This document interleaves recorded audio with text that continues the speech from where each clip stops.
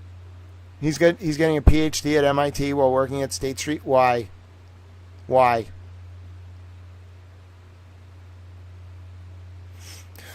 Anyway, I won't show you the next page. I'm going to take this down. But you click over one more page. Bro. Dude, he is a person. I found him. He's 51. He lived near his parents. But he has no family.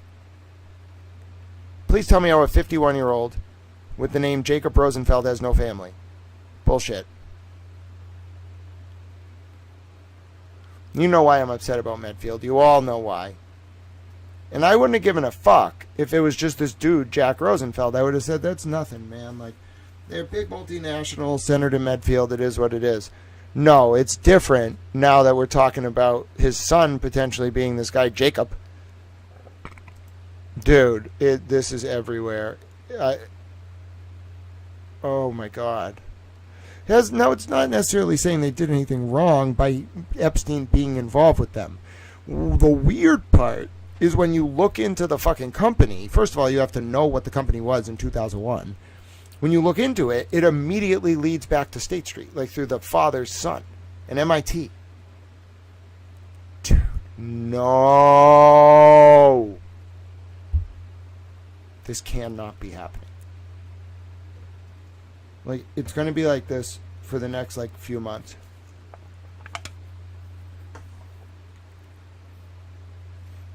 Hey, that might explain why Five Stones hired a bunch of CPAs.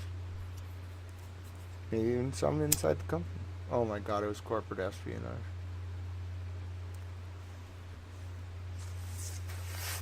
Dude, they really are going to, be like, oh my God, it was Grant. Grant figured it out. Yeah. Figured that out and a lot more.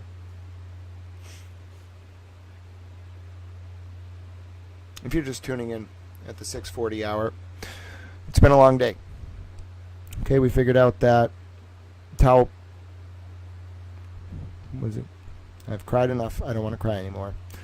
Tal was in contact, without knowing it, with Epstein and Maxwell, because they were Maxwell Hill and Ann Utensil on Reddit, and they recruited me. They were definitely testing me. They were going to bring me in. Oh my God. I turned them down, though. They bailed on me. I think I'd never talked to them after 2014 or some shit. I don't fucking remember. It was a long time ago. I got sick.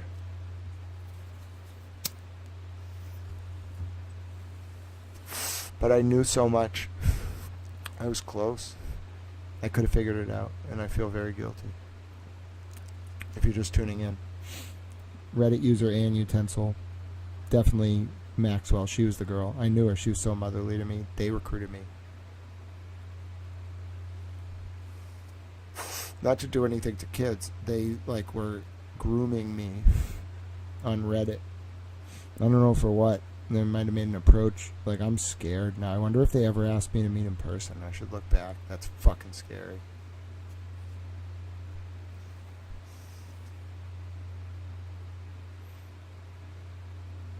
What was I again?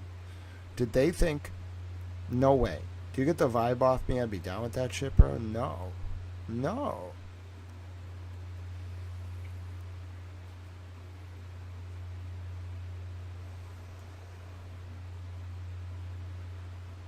Anyway, my point is, I'm not saying just because these people, this company was involved with Epstein, it's weird. It's the links. So let me just explain it, because people are going to be like, what the fuck, Grant?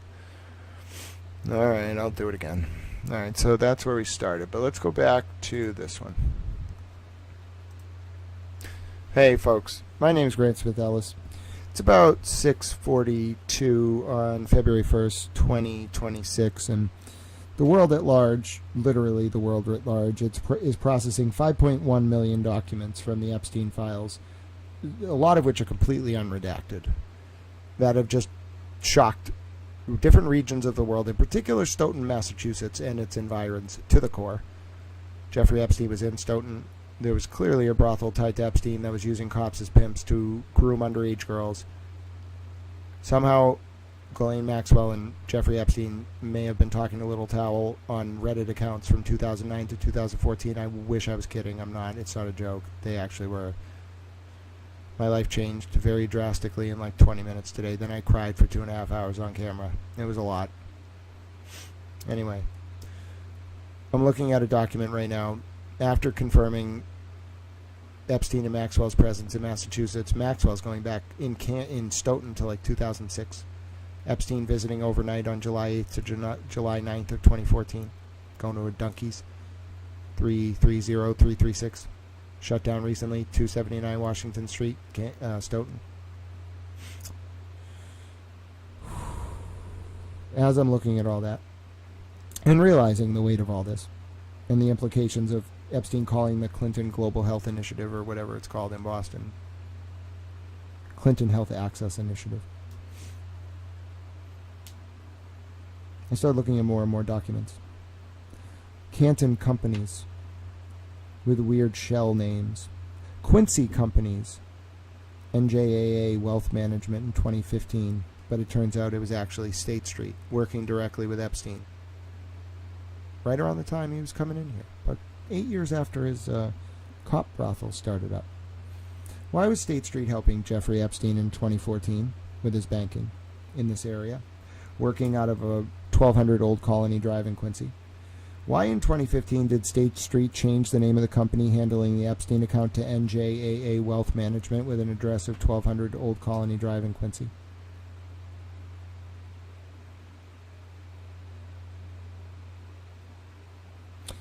Where are those people now?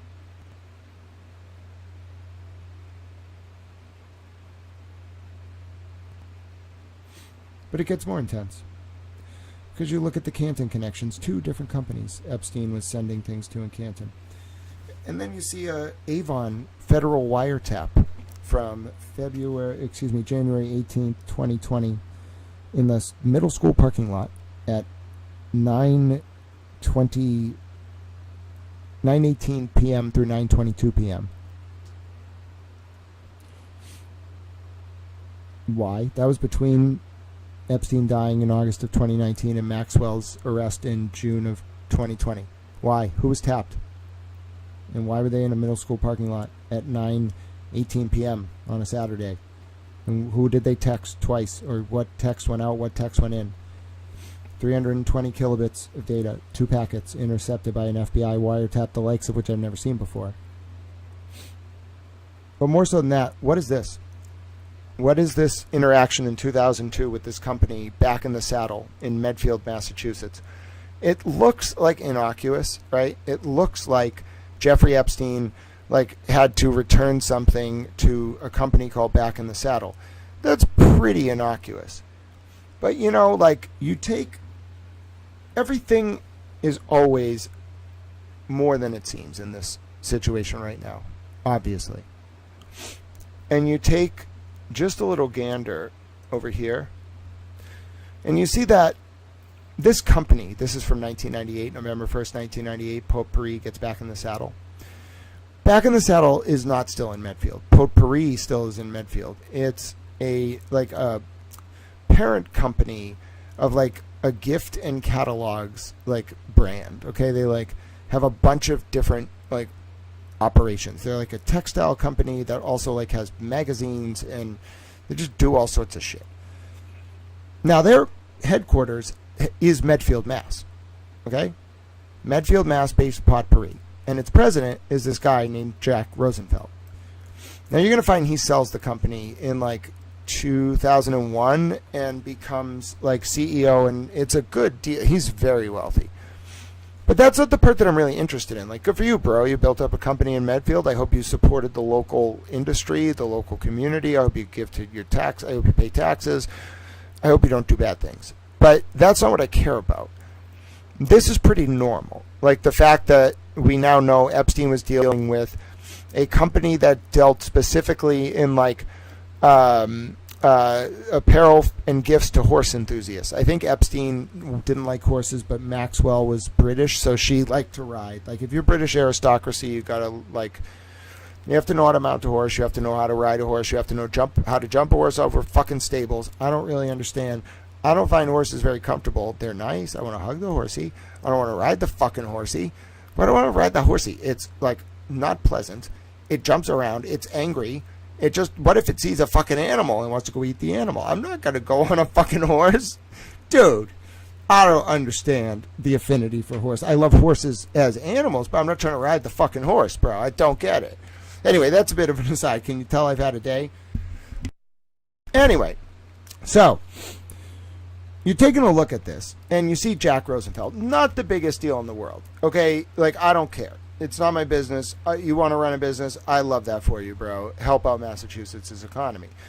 But, like, what's weird is I was like, there's something odd about all this, all right?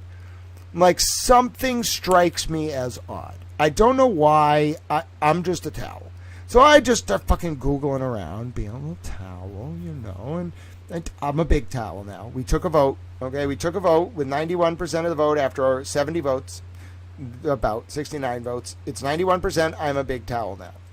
But anyway, so I'm being a big towel, and I'm just Googling around about this Jack Rosenfeld, because, like, I don't know, my fucking radar's up about Medfield. A cop tailed me one time, and I was like, that can't be, like, a coincidence. Like, fuck you, Brian Tully, but, like, that was more than that. I got a spidey sense. Like, don't tail me to the town line. Like, first of all, I picked up on it. Second of all, I don't drink. Third of all, I wanted to be a priest. Fourth of all, why are you fucking hassling me, bro? Why, when you tailed me, whoever you were in Medfield, whatever cop that was, I knew exactly what was going on. I caught your tail. I realized what you were doing. And by the time you were trying to intimidate me over by the fucking bridge by the farm, bro, like, I was at that point trying to figure out who you were. So anyway, and then when you took that right turn, motherfucker, I knew I reached the town line. You think I'm a moron? I'm a towel. So I knew something was up. That's what tipped me off. You never should have done that. In Medfield, I wouldn't have even known something was wrong except for that. Everything else, like, hid in plain sight in Medfield except for that shit. Bro, you tail me, motherfucker, we got a problem. We got a problem because don't tail me. We got a bigger problem because I know you're tailing me. We got an even bigger problem because of how you did it. So now I'm going to remember a year and a half later, motherfucker, not anyone specific, I'm just talking generally, that something's up with Medfield. Okay, well, big company. Big company. Rich area, kind of. Medfield, like, right, it's got some wealth down there. You'd be surprised. Dark as fuck at night. But it's got some wealth down there.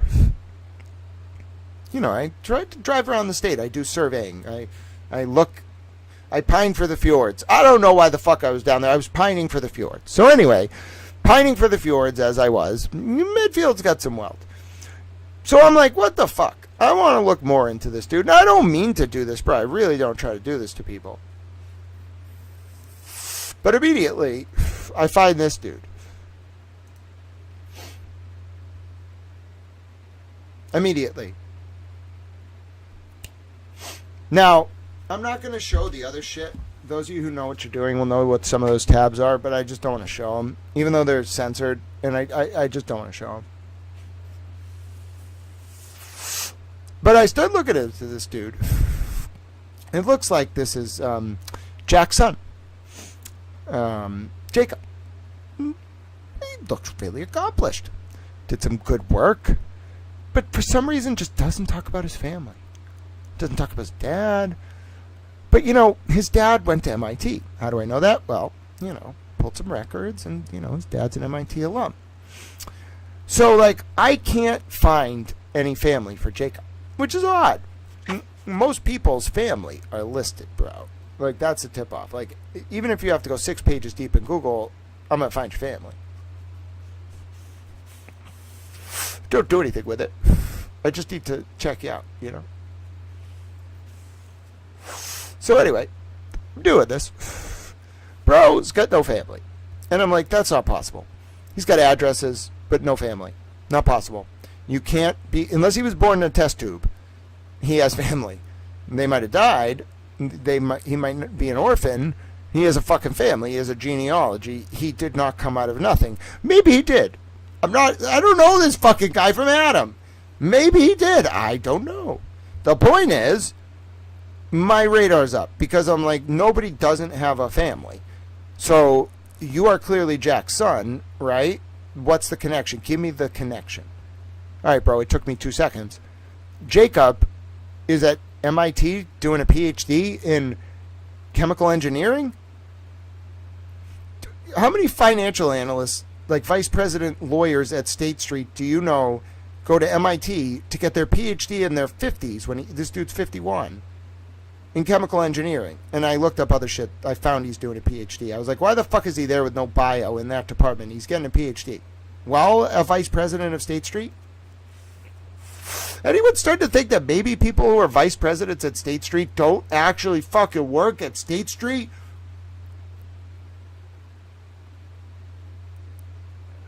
Fuck! That's going to be the big fucking headline. State Street is the modern AT&T. Oh my God. It's a government company. It's literally how they sheep dip.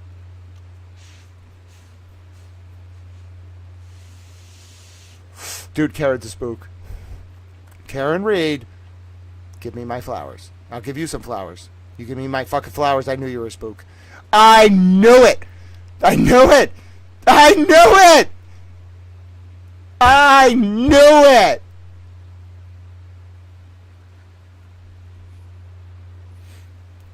it! You might be Ruth Payne, but I'm Sherlock Holmes, and she, wherever she is Evie. You know who I'm talking about. She's fucking Evie. She's the Irene Adler. She's beautiful. Okay? I did it. I did it. I was right the whole time. Do you understand what you're looking at, right? Yeah, tell me about all those State Street vice presidents that like to get PhDs in chemical engineering. Bro, I would love to apply all that chemical engineering knowledge in State Street. Oh, yeah. That's really going to help with the pursuit of rare earth minerals. Oh, yeah, State Street loves that. They do, but that's what the government likes.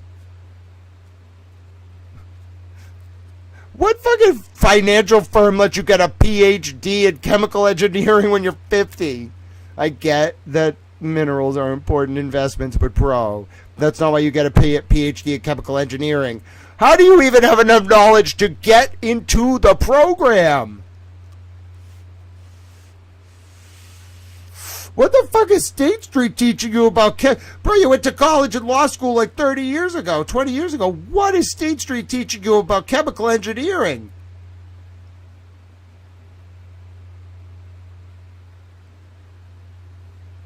My ass. Dude, these people hide in plain sight.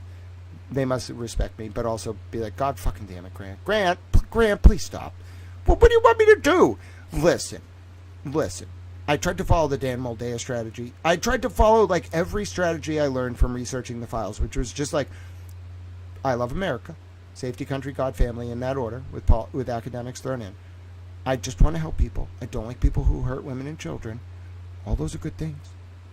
So I'm not trying to cause any harm.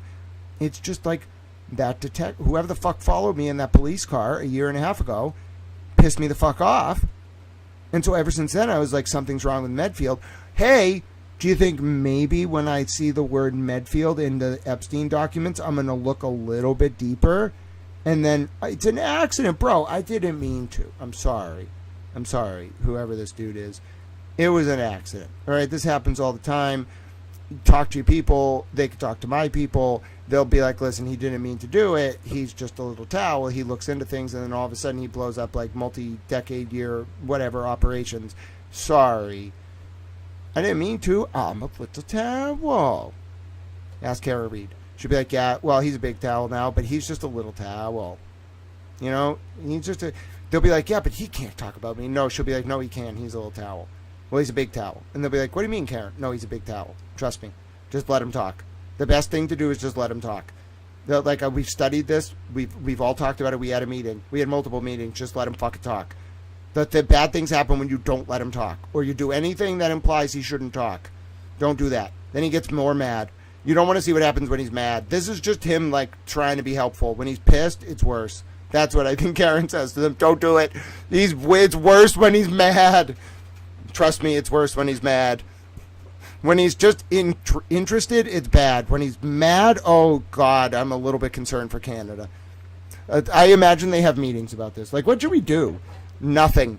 Just let him fucking talk. Eventually he's just going to talk for a long time, smoke a lot of weed, drink some water, and then he's going to be like, okay, move on to the next thing. Just shut the fuck up, don't talk. Let him talk. Don't try to stop him. Don't threaten him. If you threaten... One time, this guy threatened him, and then he blew like an $100 million operation just to spite the guy and flex on him. And then he trolled him with fucking Frank Sturgis's agency ID number in text and told him to fuck off.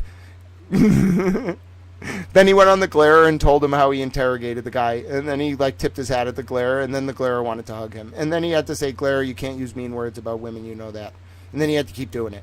He's a bit of a hilarious person, which is true. I'm fucking hilarious. The point is, I didn't mean to expose this dude. I just want to tell you, blame that Medfield cop who followed me on the fucking road. I was pissed. Motherfucker, don't follow me. How dare you? How dare... And you listen, this is why Koala's like, oh, fuck, he's really going to actually, like, turn my country into a penal colony. Yeah, bro. I have a long memory. I was pissed at that fucking cop. You can be a cop. I love cops. You want to be a good cop? I'm all about it, bro. I'll give you all the money in the world you want for a budget. I'll do anything you want for you. I love cops. They serve our country. It's like the military. I love cops. Pete Bunny Towel loves good cops. He loves good military. He loves people who don't harm women and children, and he loves people who are not communists. See what I mean? That's not that hard. That's what America should be all about. But that cop, you can blame him. Because whoever the fuck that was a year and a half ago should not have followed me. First of all, I noticed. Second of all, I took it as an intimidation tactic. Third of all, I filed it away in my brain and said, oh no, there's something that lies beneath here. And now I'm starting to get an idea of what it is. Do I get to buy Medfield if I set up a multinational international corporation and have spook connections and send my son to Arlington and the other one to State Street, and then have MIT connections and know Jeffrey Epstein, and then do I get to own Medfield? Did the police work for me? Is that how this works? I'm asking questions. I'm a towel. A big towel. I have questions. I'm in an oversight role now. So anyway, my point is, blame that cop. It's that cop's fault. That cop knows. I don't know who the fuck that cop was. Maybe I do. I'm not that good, am I? That would be impossible. Anyway, my point is, don't follow me, because then 18 months later, when I'm reading some random thing that uses Medfield, I'm going to look up the company, spend like 5 seconds, figure out what it was doing in 2001, who its parent company is, who owns it, who's the president when they sold it, what they do now, where they live, who their children are, why one of their children moved to Arlington, Virginia, why the other one doesn't have any family, and is a vice president at State Street doing a PhD at age 51 in chemical engineering at MIT, where his dad also went. Wow. Easy work. Next, like I said, let him talk. Don't do anything. Shut the fuck up. And be thankful he's going to move on to something else. Anyway, my name's Grant Smith Ellis. You can support the stream. Nobody pays me. I don't have an A&R. I don't have a label. I don't have a network. I have a lot of connections and a lot of friends and a lot of people who want to protect Big Towel. But I need your help. So Cash App, Grant Smith Ellis. You can see it right on the screen. Money sign Grant Smith Ellis. Venmo at Grant E1. We'll try to drop those links in the chat. Feel free to support. God bless each and every one of you. God bless the United States of America and this Constitution I love so dearly. And I'm so sorry I inadvertently expose intelligence operations sometimes, even though they're well-meaning, because I'm just trying to find out what's going on and protect the vulnerable. It was an accident, and blame that Medfield cop. I'm a towel. So anyway, I just want to say it's that cop's fault. Now, you can all stand there and say, no, it's not that, it's not that cop's fault. You are just a towel. Well, yeah, like, I feel like for the most part, if a cop did that to someone, it wouldn't come around and then end up exposing this dude. But, like, first of all, somebody's on my shit list already, okay? And by somebody, I mean an entire company. Second of all, like, I just found out that I was talking to your bosses, your real bosses, on Reddit, and they recruited me, and then I turned them down, and then now I have a lot of information. I don't want to go into it too much. I'll start crying. So, like, what the fuck, bro? Like, if anything, you should be thanking me, like, not you, I'm talking about these bad people, that I didn't figure this all out and go to your bosses. Apparently, I could have done that. Who the fuck can go to Ghislaine Maxwell and, what the fuck? Oh, I'm going to get mad again. Oh, I'm going to get mad. Don't make me get mad. I've had enough crying. I'm going to get fucking mad. My point is, so all these people, okay? If you're bosses, all of you, I know you're listening. I know you're fucking listening. Not just the people I was just talking about. All of you motherfuckers. If your bosses, when I was 22, thought I was so fucking good, and these people weren't LARPing, we're looking backwards in time. They couldn't have been LARPing before anyone knew they were exposed. If your bosses thought I was good enough, where they were trying to fucking recruit me, where they were pushing me into positions of power on that website, you got to ask yourself, what does that can't be? What does that mean? That means you should shut the fuck up and let them talk. And where the chips fall, they fall. Because clearly you met the, antithesis of them. They met their match in him. They recognized it, tried to fucking groom him. He was like, fuck you. They just let him go off into the world. And they were happy to do it. They definitely monitored me. But are you kidding me, bro? 100%. And so what do you all want to do? Huh? The top of the food chain, your people, one's in jail, one's dead now, apparently thought that I was important enough to, be involved. Are you fucking kidding me? What are these people going to fucking do?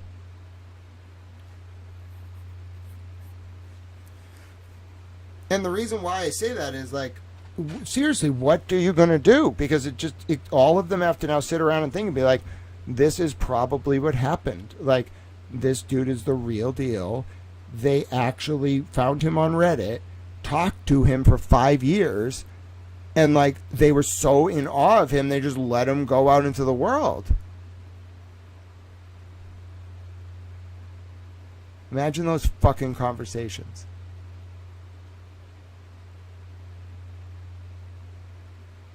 About me that they had.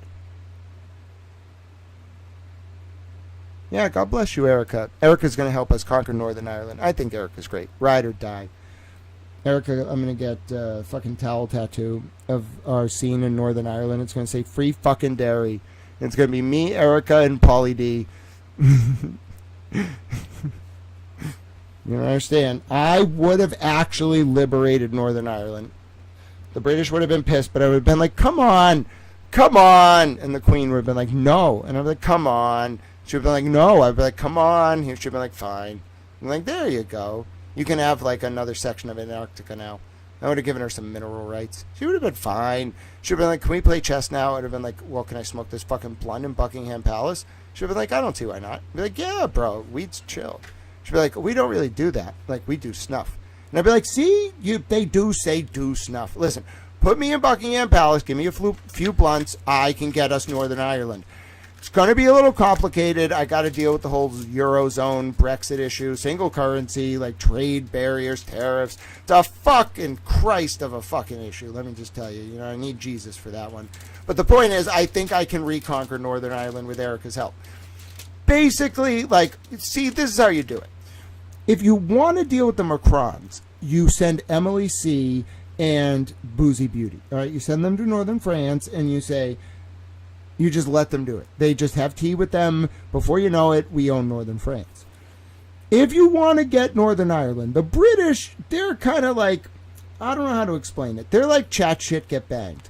They all have to learn all of the kings and queens, in, middle school. Their version of middle school, okay? So, but they're also like Jamie Vardy. They could live on fucking, Red Bull and fucking, eggs and fucking, vodka. I'm not kidding you. I've lived there. English people are fucking baller. It's kind of very proper, but also we will fucking ruin you. Don't fuck with our Navy. It's I don't know how to explain it. Say one fucking word and they're just gonna beat the fuck out of you. That's what British people are like. Not the aristocrats, but most British people are really nice, but if they're drinking and you're at a pub and you insult their football team, bro, not only are they gonna fucking punch you, but everybody's gonna start fucking swinging. Your people are gonna swing at them, their people are gonna swing at you. They like to fight, immediately, no discussion, oh, you wanna go? Fuck it, just immediately. I've seen them do it, bro. Ponana and Bath in 2009, bro. Don't put fucking 15 shots of vodka and 4 cans of Red Bull in a pitcher. What the fuck do you think is going to happen if you do that? We called it a pitcher of bad decisions. Bro, that was rough. My point is, Towel lived hard, and British people are tough. So if you're going to win Northern Ireland, you need Erica, all right? Because they're just like chat shit, get banged. She's like, fuck you. You know what I'm saying? You send her up to Northern Ireland, you got me in the background, we get Northern Ireland, all right? Now, listen, there's going to be some shit that goes down if we do that. We cannot have the British Prime Minister anywhere near fucking Ireland or Manchester. Like, keep her, like, in Downing Street for, like, 2 years, okay? It's going to get a little rocky, but we'll have Northern Ireland. And the British won't be that mad. We'll figure out, what do they want? Like, fucking, like, Antarctica, drilling rights in the Congo. I don't fucking know. Like, talk to the Chinese. We can figure it out. Like, they have some drilling rights. We'll just deal with them. You know what I'm saying? I thought about this extensively. Erica's main role is to just go up there and fuck shit up, though. Like, no negotiation. We need Northern Ireland. It's not for us. It's for the Irish. So I can't have anything to do with this. I'm an American Towel. But Erica can just go over there and be like, fuck it, we want Northern Ireland. What are they going to do to stop her? I've thought about this extensively. SWFL Bach wants to know if they can be the queen. Yes, what countries have queens? I think you can have Denmark. Talk to Broken Baker. I'm a little bit upset with him over the whole Greenland issue. If someone could just relay to Broken Baker, like, I think I can get past most of the shit with apologies. I can't get over the Greenland issue. I'm sorry. Like, he's just got to give up Greenland, all right? And if he doesn't, SWFL, be okay. You can be the queen of Denmark. All right? There we go. I don't know who Andrew is or why they want to talk to the... Oh, Prince Andrew. Yeah. Oh, no, he can't talk to anyone. He has to go to prison. Sorry, Prince Andrew. Oh, yeah, that's part of the deal. Erica gets Northern Ireland for the Irish, and also Prince Andrew has to go to prison. No negotiation on that. Sorry, I'm a little bit of a brutal ruler, but I've just decided somebody's got to take fucking charge, and it may as well be me. If so many of you are going to read my shit, I'm taking charge. You don't understand. I'm in charge now. All right? So I'm going to just solve all the problems one country at a time. Most of it is going to involve peaceful means, animals, and Nunya's boat. But some of it's going to involve Erica. And if Erica shows up, you should just run the other fucking way. If Erica is involved, imagine Erica involved in the State Department. You don't understand. I would have the most fun. I'd be like, Erica, okay, so there's like 6 countries around the world that I'm trying to fuck with.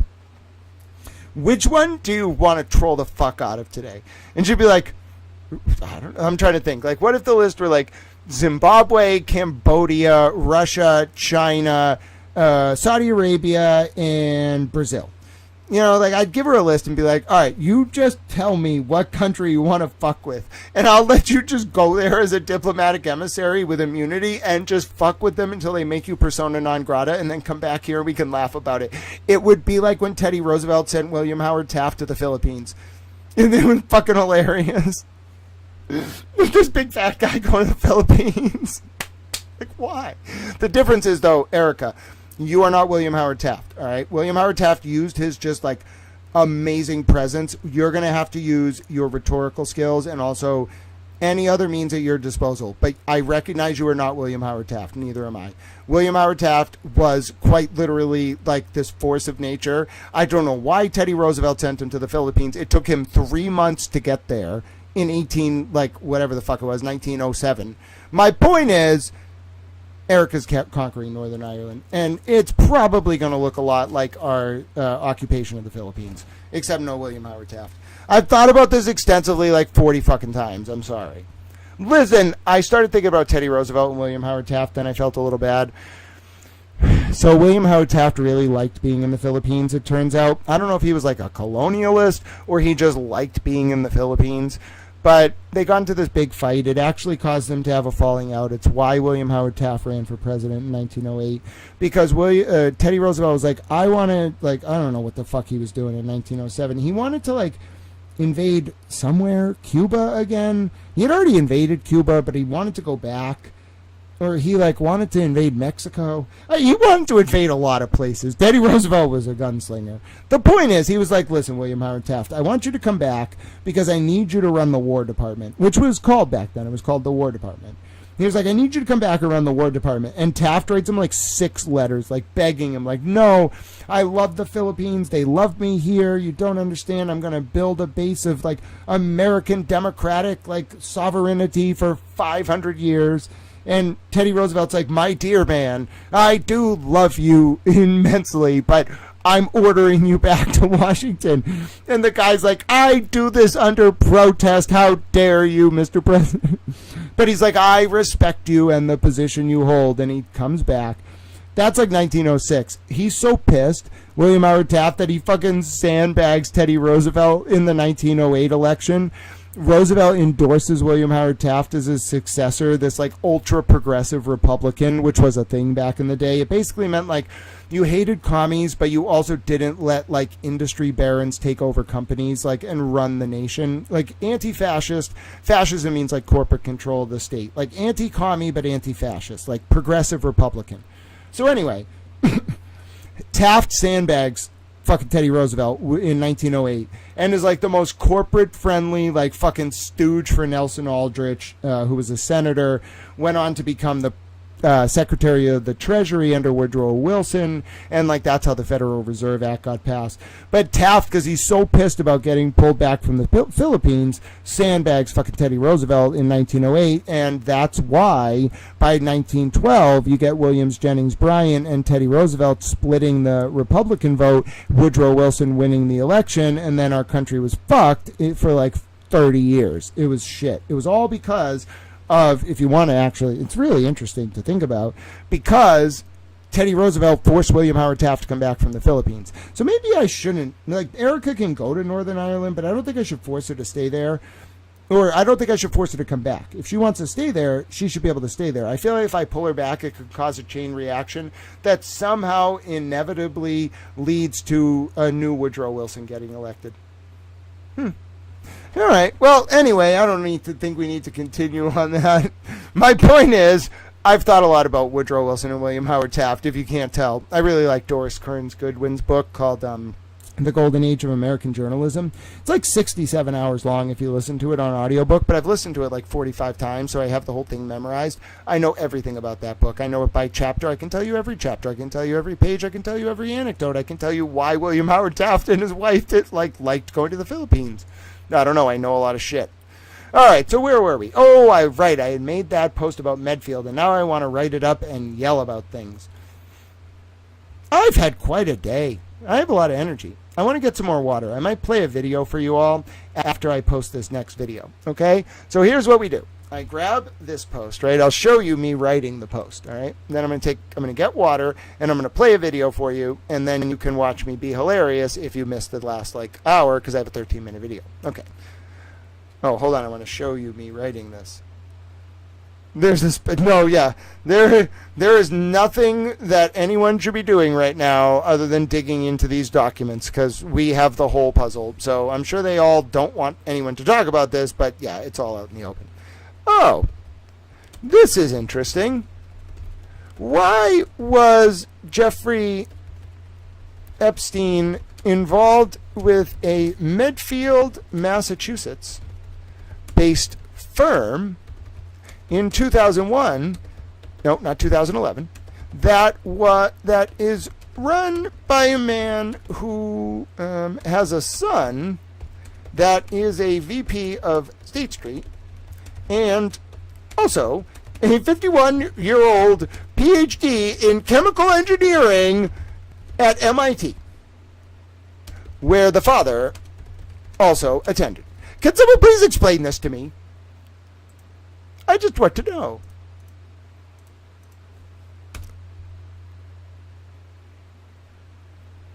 Who has a son based multi-million. It's more than multi-million. It's a fucking huge firm. I'm going to call it a conglomerate, because it's a fucking conglomerate. That's a good word. See how I come up with my words? I'm just like, it's a conglomerate. And then I'm like, that's a good word. Reminds me of, what the fuck, Rocco's Modern Life, you know? Megacorp or whatever, Conglomo. When I was a kid, I was so smart that I watched Rocco's Modern Life, and I was like, Conglomo? Oh, they're talking about a conglomerate. Oh, like those people work for a big company. Like I was like 7. I was like, conglomerate. I like that word. I taught someone, like I think it was my like little nephew or something when he was visiting. I taught him some word and he was like, that's a big word. He speaks Dutch. I'm like, little Dutch child, I don't understand what you're saying to me. And then he speaks English sometimes, and him and I have this very adorable ritual. Okay, so ever since he was a baby, I only see him at holidays because they don't live in America. They live in Holland. But every holiday, and I don't like the dad. The dad like makes my sister be like a housewife. And my sister may want that, but bro, I hate misogyny. Like, fuck you too. And he's very alpha. I may have possibly threatened to call ICE on him one time.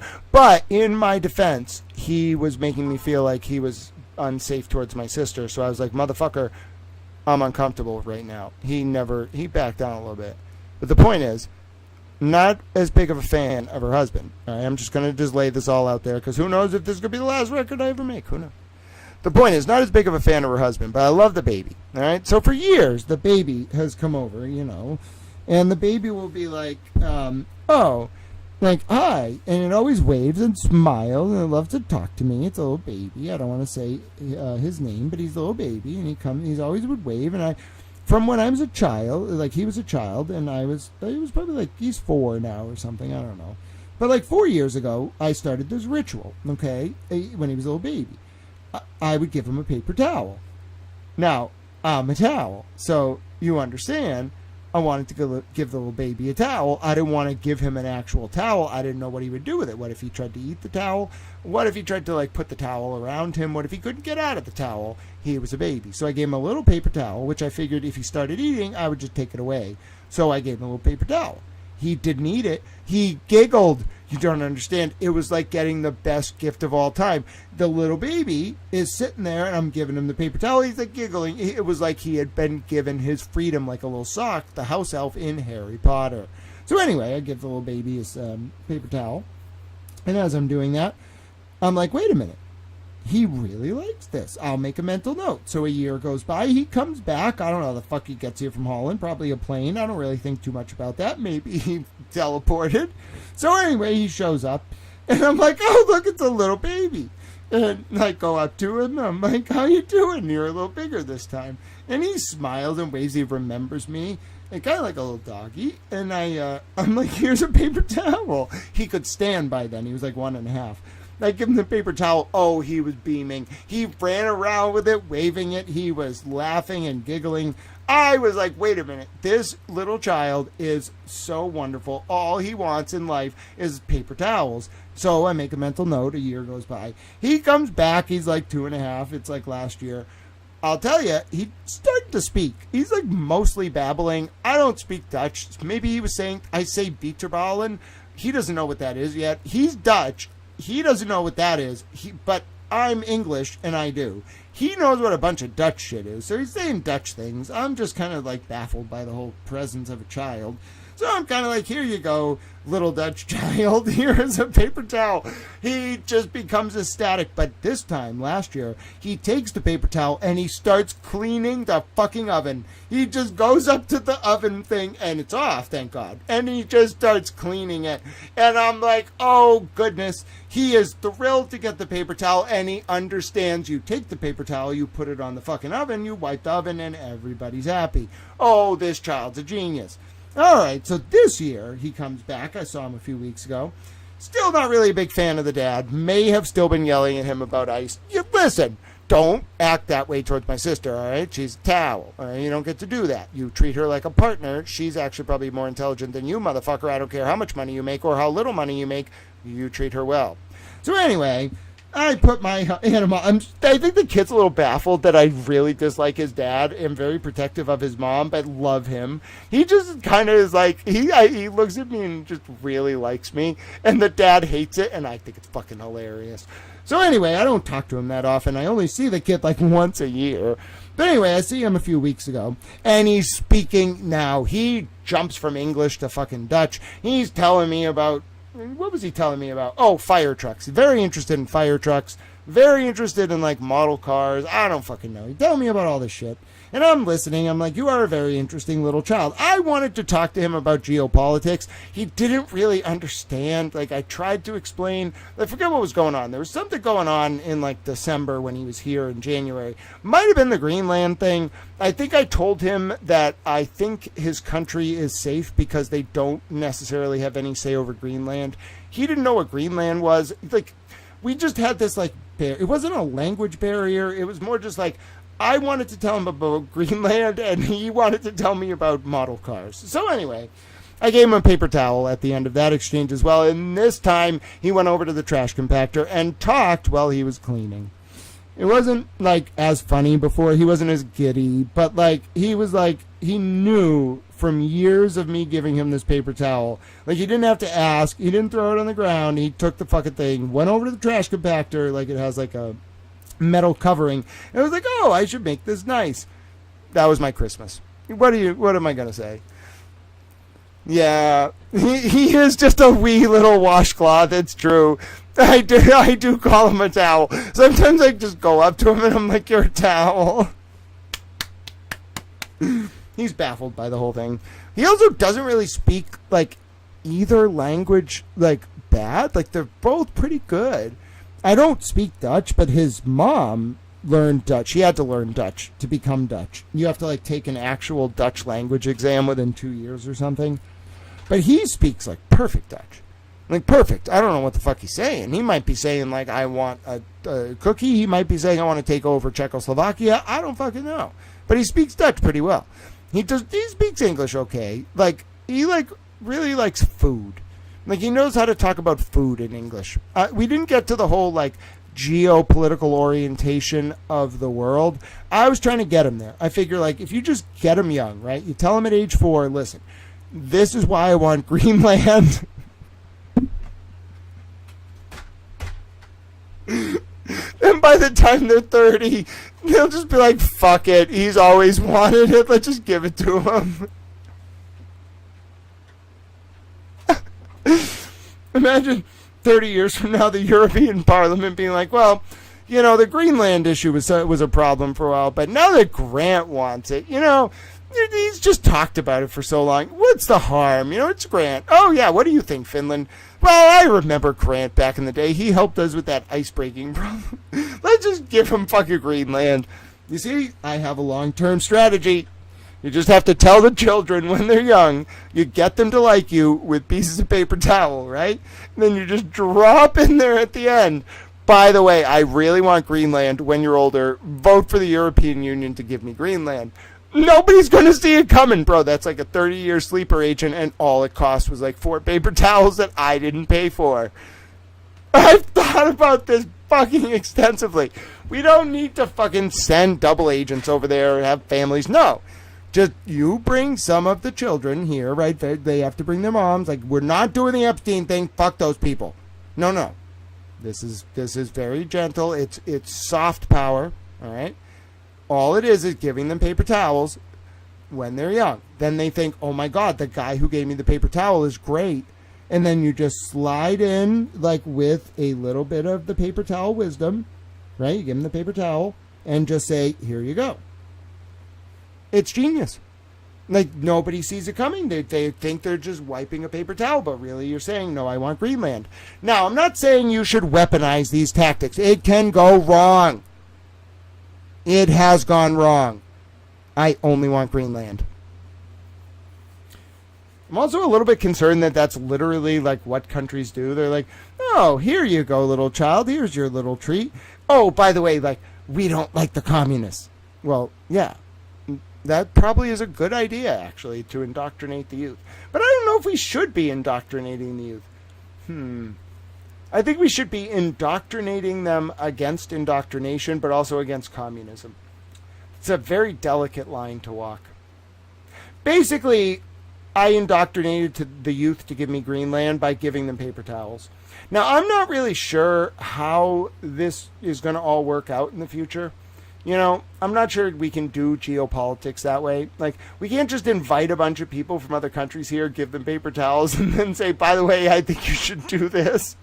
Well, now that you think about it, it's really not a bad idea.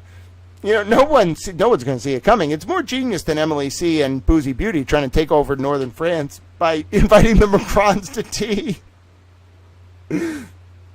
Oh, my dear God. I'm uploading this video, then I'm playing you all a video, then I'm going to go get water. You got me for like half an hour more, that's it. Oh, no. What did you find now? Oh, fuck me. What did you find? Whenever I get a message from this person in particular, I'm like, oh no, what have you done? Let me see. Wait, what? What? What?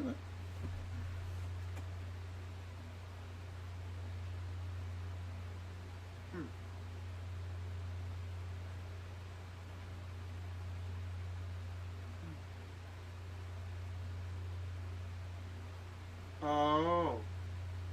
Oh. Alright, we're going to have to do this one after the video. I'm not even sure you should have this.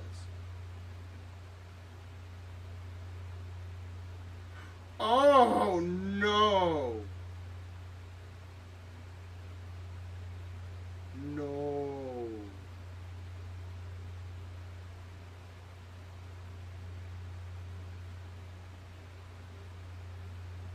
Dubin?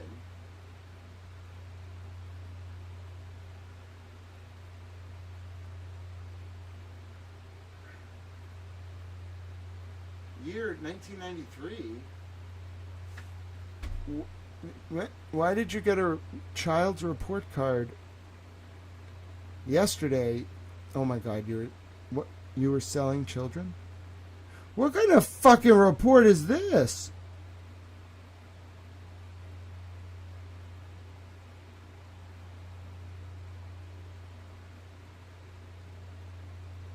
Oh no. All right. All right. We'll do this after the break. We'll do this after the break. When I play this next video, let me just tell you, oh, God bless you. Big towel donation. Thank you. God bless you. I want to shout out the person who was very kind to do that. I'm going to eat lunch and eat dinner and stay with you. We're going to do two things.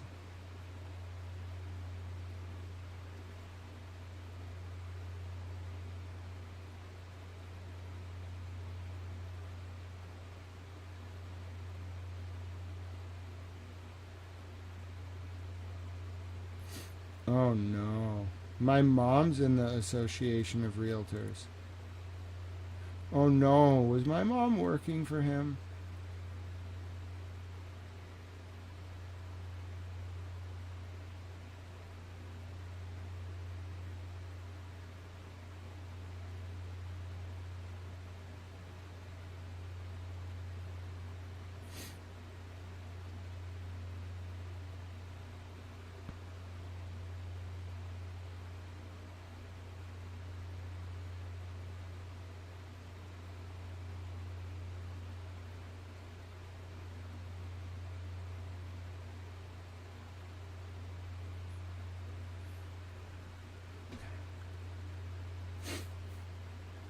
Oh, that's right.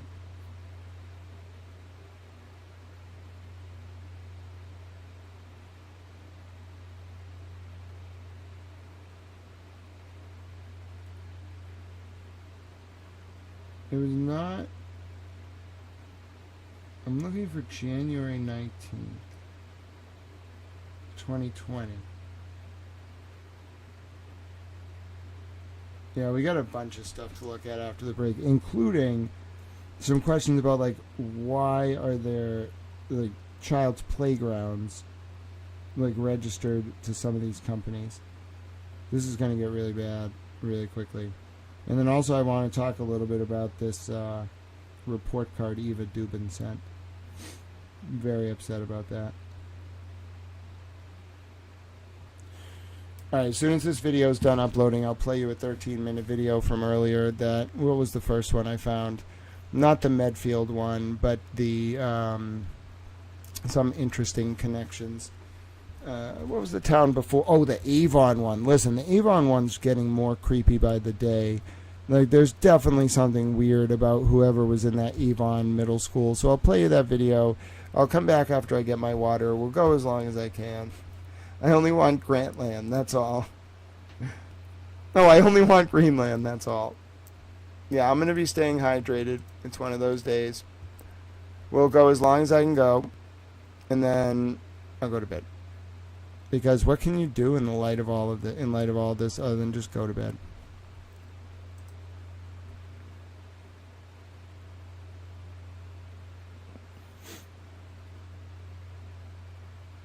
And ideally, like, try to figure things out. What a day. Fuck of a day on Telestream. Glad we got to do this. This is not what I thought we were preparing for in so many different ways. Just wasn't. Wasn't what I expected. It wasn't what I thought was going on. I thought there was some shit going on. I didn't know it was Jeffrey Epstein. Like, fuck Jeffrey Epstein. So anyway, let me play this video for you. And then in 13 minutes I'll be back and I'll go through the next documents and we'll maybe end there depending on what else people find tonight. I'm tired. Running out of steam. Alright, let's go. Hello folks, my name is Grant Smith Ellis. There's a very interesting file. I've been covering the Jeffrey Epstein situation, in particular Mr. Epstein's connections and travel to Canton, Massachusetts in the years 2014 and onward, along with an overnight stay from July 8th through July 9th of 2014, along with Ghislaine Maxwell visiting Canton as early as 2006. And Mr. Epstein also was purchasing blackout curtains and things of that nature in the Canton area right off 95 South, right off the highway. And after staying overnight on July 8th to July 9th of 2014, Mr. Epstein visited a Dunkin' Donuts. It's no longer in existence. It's number 330336. 279 Washington Street in Canton is the location, although it's closed now. It closed in the last year. Sandra Birchmore, a victim potentially trafficked into this ring run by Epstein in the Stoughton area, operated by cops and patroned by high-ranking members of the Democratic Party in Massachusetts. Ladies and gentlemen, may have worked at Dunkin' Donuts around that time.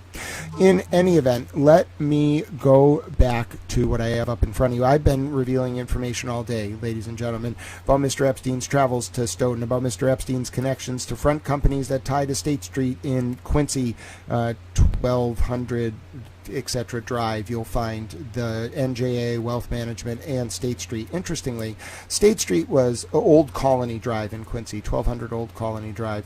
You'll find in 2014 State Street was representing itself as a entity contracting with Mr. Epstein through that address, 1200 Old Colony Drive in Quincy.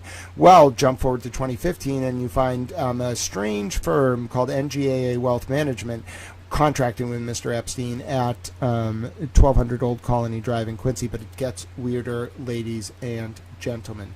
As you continue to dig into these files, you find strange connections between Mr. Epstein, a number of financial firms that were using cover identities tied to larger financial firms. Mr. Epstein's phone logs have been released confirming that he called the Clinton Health Initiative in Boston multiple times, and those phone logs have only begun to be digested. Now, you might be saying to yourself, there is no way that the DOJ, as a result of the political conflagration sparked by Lauren Boebert, Representative Lauren Boebert, then Representative MTG, Marjorie Taylor Greene, and Representative Nancy Grace, somehow with Justin Amash put enough pressure on the DOJ that they had to release 5.1 million files over the past 2 nights, and in turn did the entire internet from coast to coast and from ocean to ocean, and the Penguins, I'm pretty sure the Penguins got involved in this, digest those 5.1 million files quicker than any newsroom in history, surpass the analysis of the Pentagon Papers, and then actively produce citizen reporting through a number of different outlets, me being apparently the primary one, because I don't understand how some of my posts have multiple quarters of millions of views, and I don't understand how one post where I just said some text got 100,000 views with like 1,000 likes. I'm baffled by it all. Anyway, as all of this is information is spreading around the globe, it's like an open source OSINT revolution occurring right now. Each area of the world has its own different implications from this, but I'm hyper-focused on the Sandra Birchmore case, the Karen Reed case, the John O'Keefe case, the Lindsay Catani case, and why I think a network of brothels run by cop pimps was operating in the Stoughton area and perhaps throughout Massachusetts, and it had so much cover because it tied to the Democratic Party through Jeffrey Epstein, and Epstein, through Ghislaine Maxwell, was scouting properties and actively setting this network up. In short, ladies and gentlemen, this is where we're at now. One, I potentially knew Ghislaine Maxwell and Jeffrey Epstein inadvertently. They may be Maxwell Hill and a user named Ann Utensil, ANUNTENSIL on Reddit. Look more into that. I didn't know they were them when they were recruiting me. I'm really scared. I want to talk to the federal government and Congress. Somebody protect me. Moving on, I need to stay focused for those girls. There's thousands of them. We got to protect them. We need systemic reform. I don't mean to be preachy. It's so important that we set aside like 2 F-35s worth of funding to immediately give these victims hundreds of millions of dollars. And support. Yes, I won't be preachy, but I do think we have to do that. I'm also back. Okay, and I have water. Now, very interesting. Someone has confirmed that Epstein was not using his card that day. Someone else was. Probably Maxwell. Sounds about right.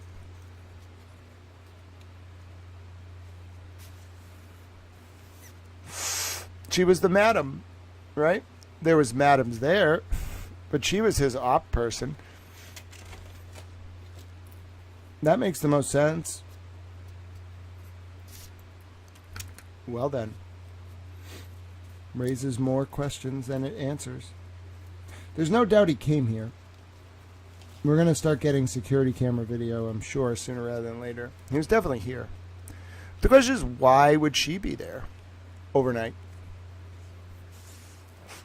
She was into girls, too. Good guys. I think she was into anything that walked, frankly. It was a little weird. I'm still upset. I talked to these people. I don't really know what to do about all this. So in any event,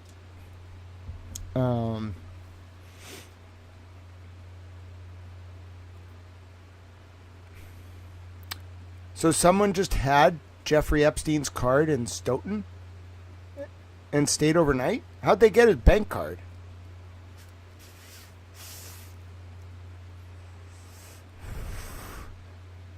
He just gave somebody his bank card?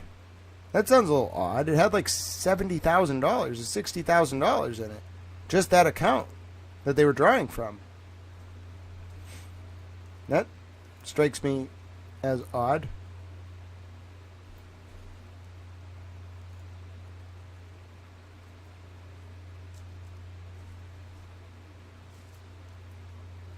A lot of zip cars. Huh.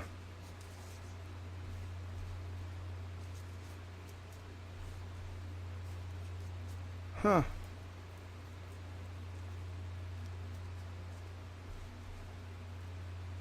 That doesn't sound right.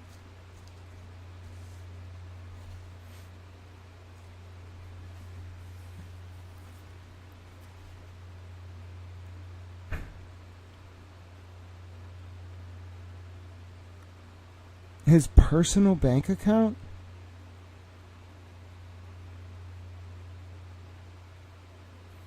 I'm not sure I believe that anyone other than Maxwell would have been given that. His personal bank account. Just set up another fucking bank account for them. You don't need to give them your debit card.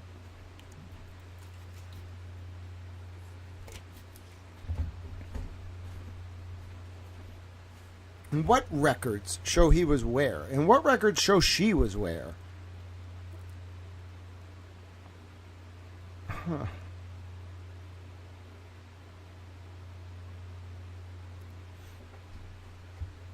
Brian Albert? How do you know that, Bruce Wayne? Where do you see it? Give me a link. Boozy, definitely keep cross-referencing. Let's try to find out and try to pin them down. If, like, there's actual evidence that he was there, more than just, like, data, like a signature on a piece of paper saying he was on a flight, that might be conclusive. Maxwell, same thing. If we can actually put them in those places, who the fuck was using this card? Are they alive? If we can rule out Maxwell, wait a minute. This actually, do you all realize what you've just asserted? I'm willing to run with it. I believe Boozy Beauty. She's a boss. You don't want to fuck with her.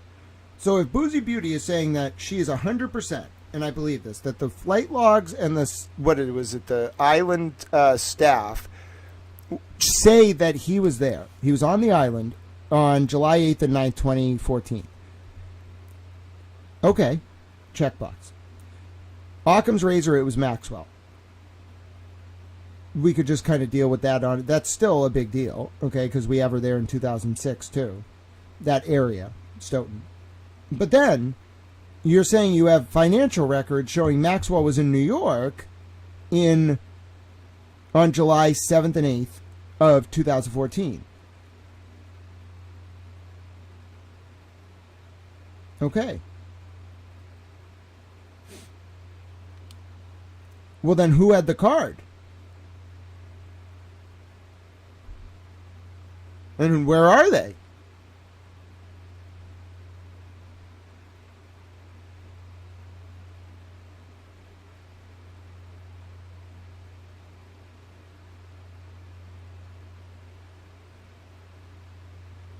Yeah, who owned the Chase bank account in Epstein's name?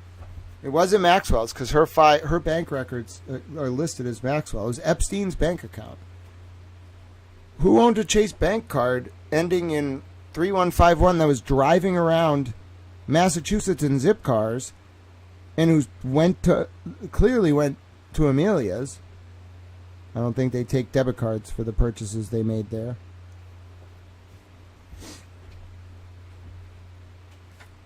So, whatever it was called back then, it had a different name. Wait. Who is in the... Are we really saying... Why do we think Brian Albert went to this island? Is there any proof of this? Let me look at this record Boozy Beauty posted. It's probably... confirmation of where Epstein was, but it just I've done live research before. It just raises more questions than answers. Like, who is the person alive? If it's not Maxwell and it's not Epstein, who is it? What were they doing?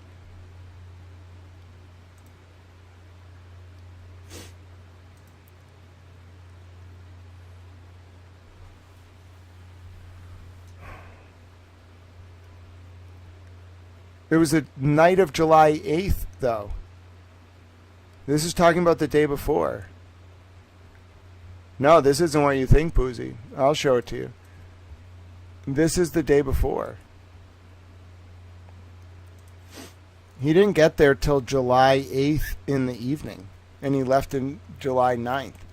Now, the person using the card arrived in the area, I believe, around July 8th. We need to look back. Well, we can just do it together. Hold on. Let's just do real time. We're live anyway. I'm hanging out. I'll stay up late and I'll wake up later tomorrow. But let's look at this. Hold on. I got to look at the... I got to go back to the post about the records. I'm not sure that we're not onto something here that's even more intense than what we were just on to, but let me actually look at the financials. Hold on. Or the bank record. I want to get the original document. Give me 1 second.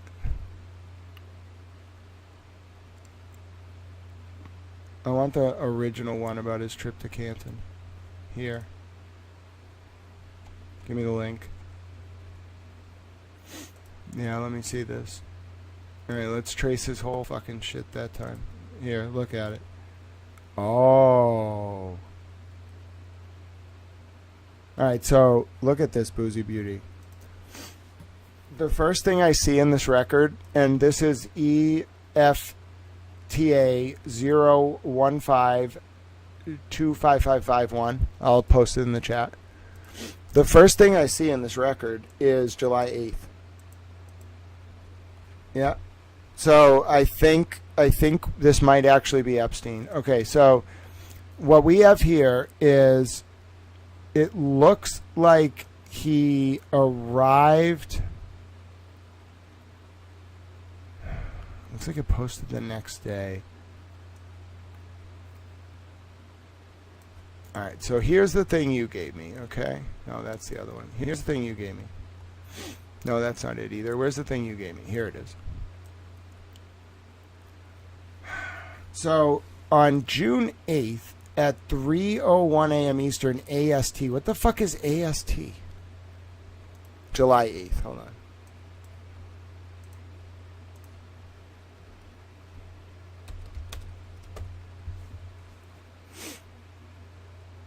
Atlantic Standard. Okay, so it was 2 a.m. Eastern Standard. So this is an hour ahead. So at 2 a.m. on July 8th. So that's early morning. He's already gone. They're talking about July 7th.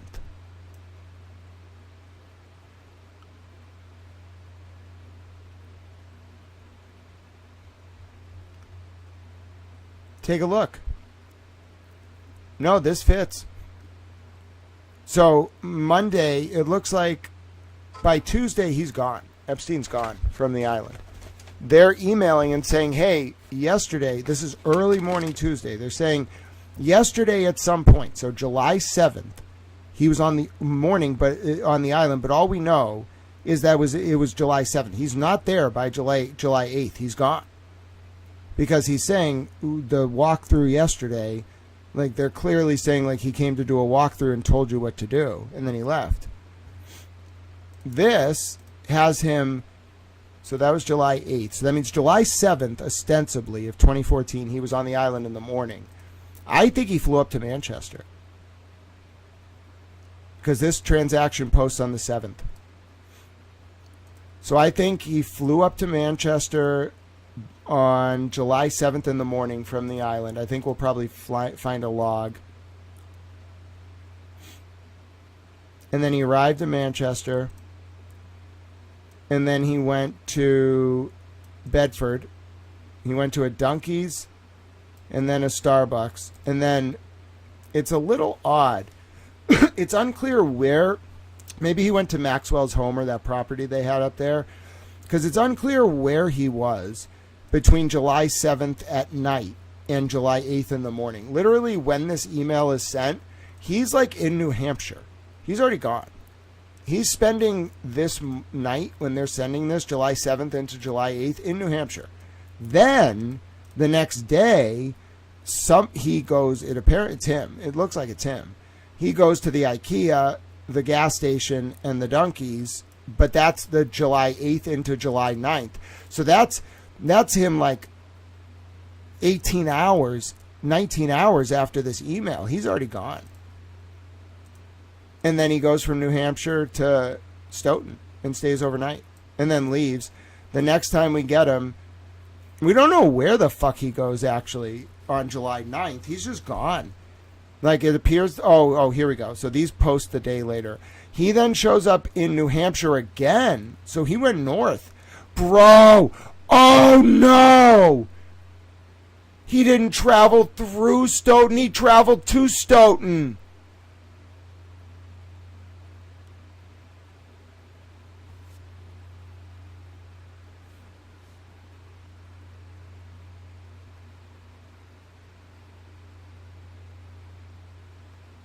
I thought that said New Jersey Turnpike.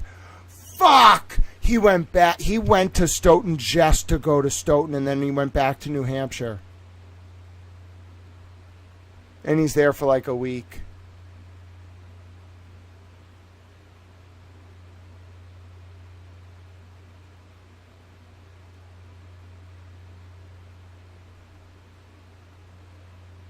Whoever had this card went from New Hampshire to Stoughton to New Hampshire.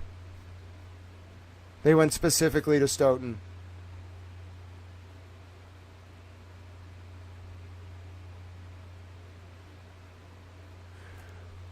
Varick Enterprises is in New Hampshire, but it runs a chain of gas stations, one of which is in Stoughton. And the Dunkies 330-331 is definitely in Stoughton, as is the IKEA Stoughton in Stoughton. Okay, So, as far as I'm aware, this is either Maxwell or Epstein.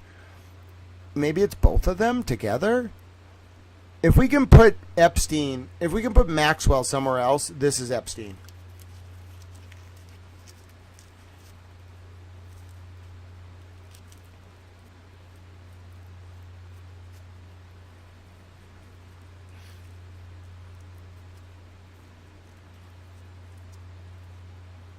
Yo, how much do you want to bet there was a problem at the brothel? What happened on July 9th, 2014? Let's see. Did anything happen around July 2014 involving girls and like Stoughton?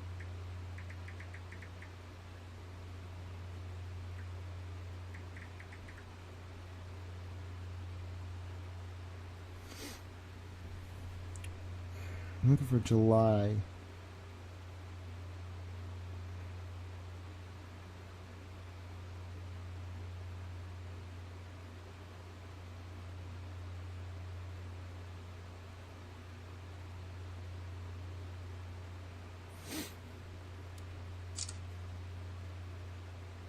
Excuse me, what?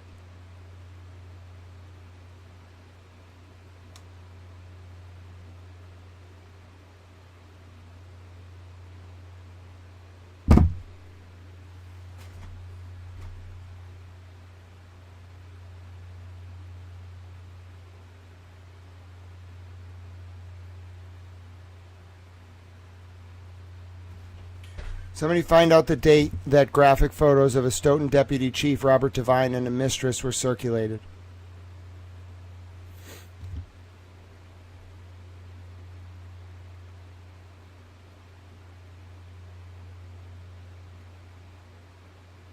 In 2014, the department was thrown into turmoil. Oh, it's a Globe article. Hold on. In 2014, the department was thrown into turmoil when graphic photos of Robert Devine, the second in command to then Chief Paul Shastany, and a mistress were emailed to members of the department and their spouses. An investigator found that Devine had been untruthful about his relationship with the mistress and improperly used department resources. No police department could operate in this fashion, and certainly no police department management could be effective or fair if operated in this cavalier manner.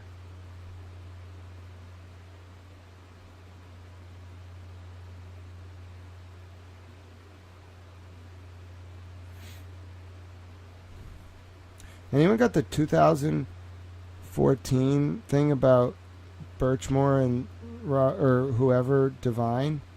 I think this might have been.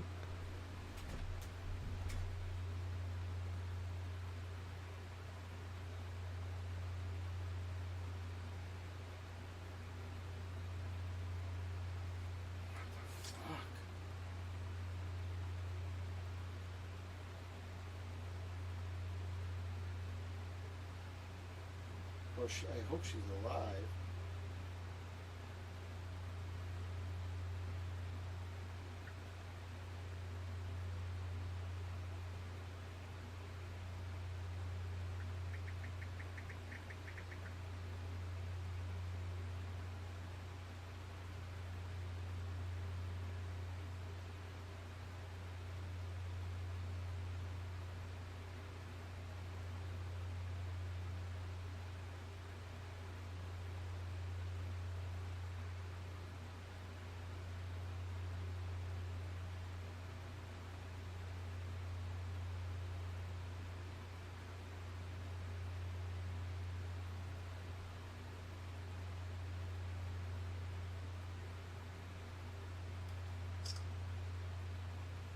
The fuck? Kevin Shea, Norfolk District Attorney's Office.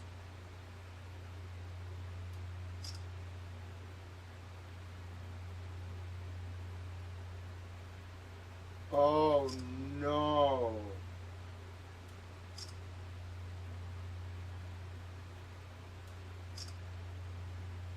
Trooper Sean Quirk, huh? Huh? Oh no. Oh, this is very, very bad.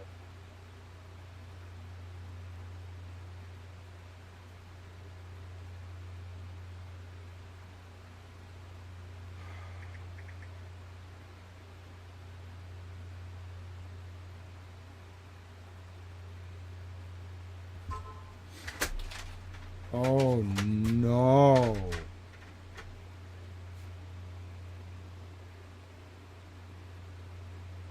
Who's onto this? Who the fuck sent it? Who's Susan Cleveland?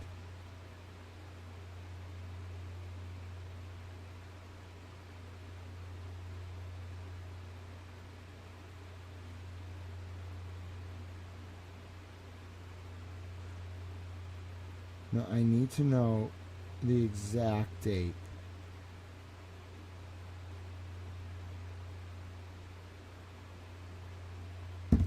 Oh no. He came to...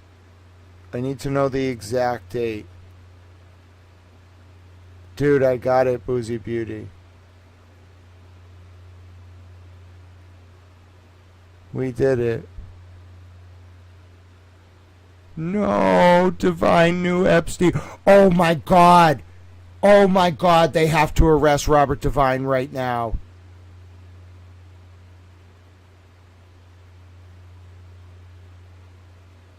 Boozy Beauty. They have to arrest him right now.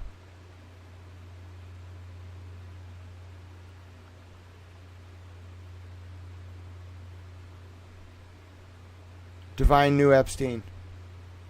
Directly. Oh my God, it was Divine. Oh my God, it was Divine. Oh my God, it was Divine. Oh my God, oh my God, oh my God, oh my God, they need to get him immediately. Bro, he is so dangerous. Oh my God. Boozy Beauty. Call the government. Call the FBI. Tell them to arrest him right now.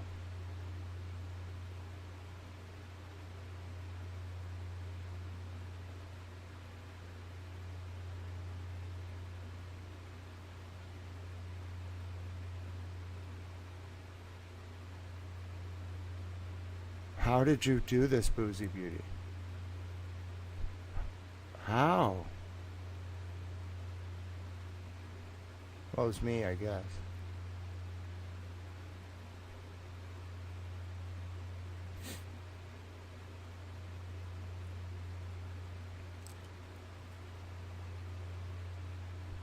It was Robert Divine. He came there to crisis manage, and that's how Tiffany Overstreet got arrested, and that's why the state police pressured her. Oh my God.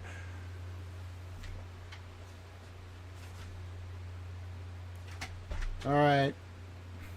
How much more can I give?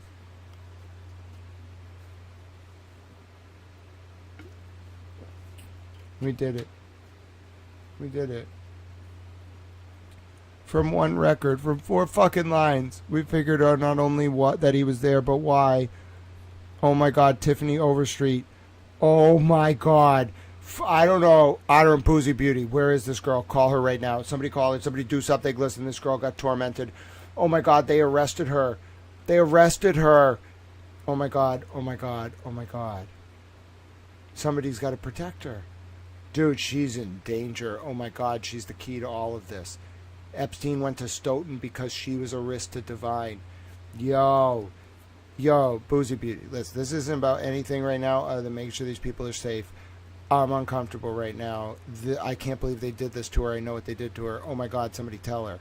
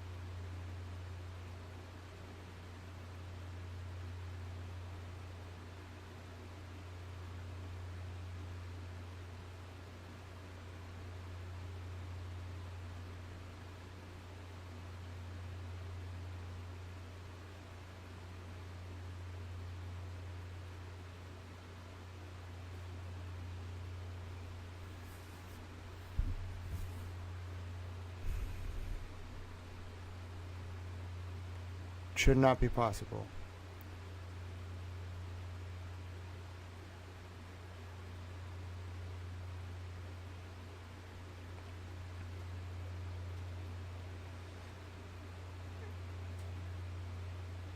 It should not be possible.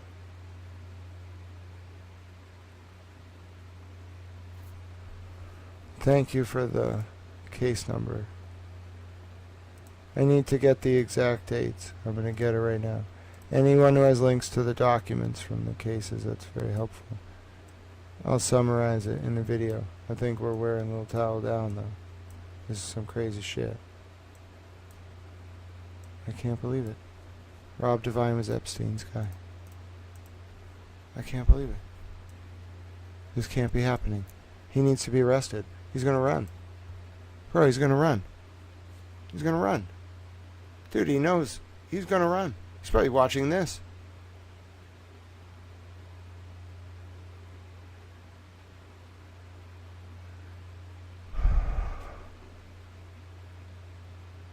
He's gonna run. Someone's got to call the FBI. He's going to run. He knows why Epstein was there that day. Anyone who was there knows why he was there. He's going to run.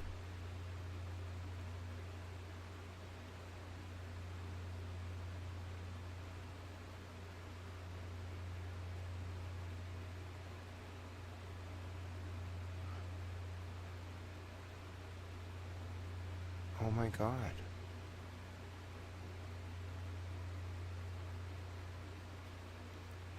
Oh, Rachel, thank you. Could you link it in the, if you could link the Twitter link in the YouTube chat, it'll allow you to post the URL. I'll bring it up on screen. I need a minute. I can't believe this. I'm pretty sure Boozy Beauty is literally calling the federal government right now. Thank you for that, Alice Strati. I need a minute. This can't be happening. Oh my God, it was actually Jeffrey Epstein. Dude, no. Yeah, I found this. Alright, I'm ready. Dude, no, this is not happening. Oh my God, they have to arrest him.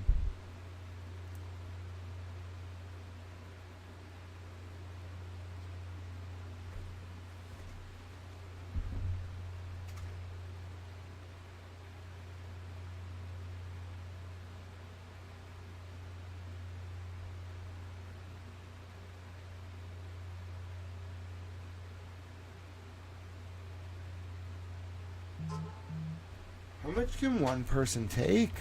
I mean, honest to God. Like, how much can one person take in one day?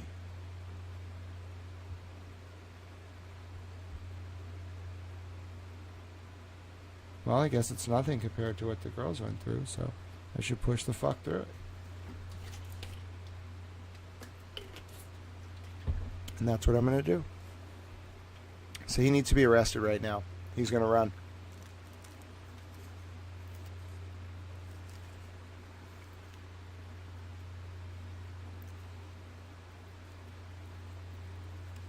He's going to run. I don't know where he's going to go. Bro, he's got to be arrested. He was his guy.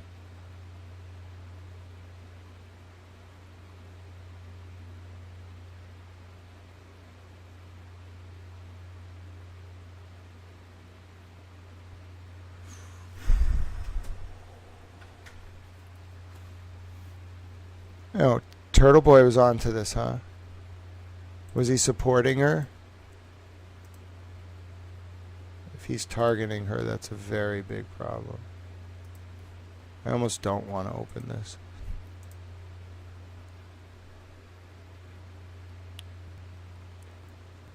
Oh, okay. Wait, what? She's dead? No. Tiffany Overstreet's just mentioned. Wait. Aiden covered Sandra Birchmore for the first time in September of 2022.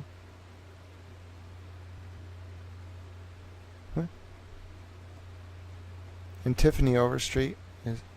Oh my God, Aiden's intimately familiar with this case. Oh my God, he did a full... Oh my God. He knew. Aiden is helping.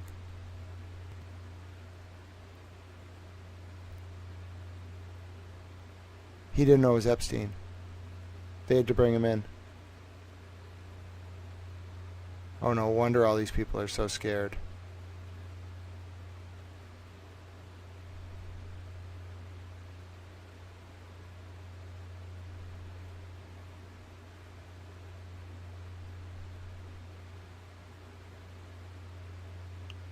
In November. When? November? Of when? 2014?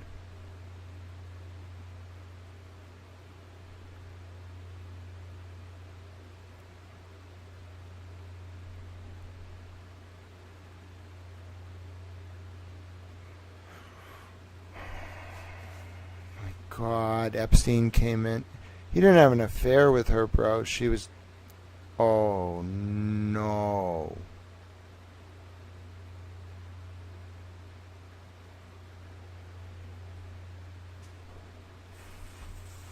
Aiden knows about all of this. He got scared because he realized they must have told him it was Epstein, or he figured it out. Dude, Aiden's multiple years ahead of all of us. He did get arrested on purpose.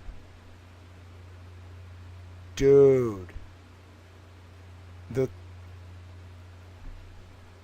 thing Bradel said about the FBI and DOJ not answering was to throw the state police off and make it seem like they abandoned him.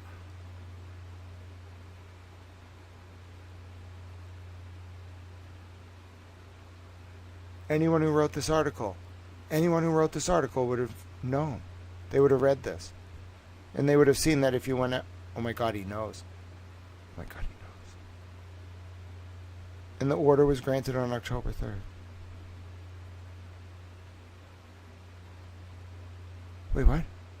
He got a 22-day order? Wait, what? This was Epstein. The Norfolk DA's office was working for...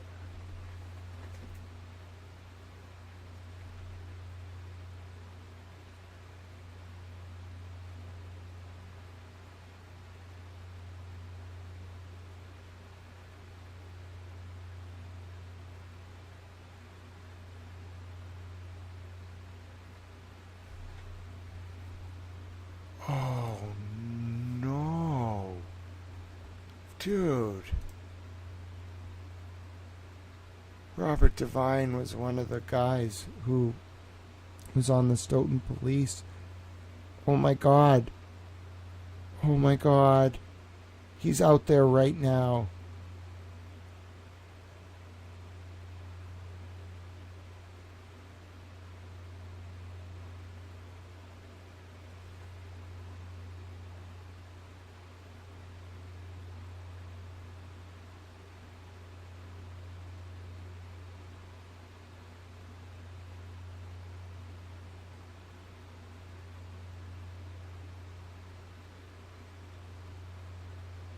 No, he knew.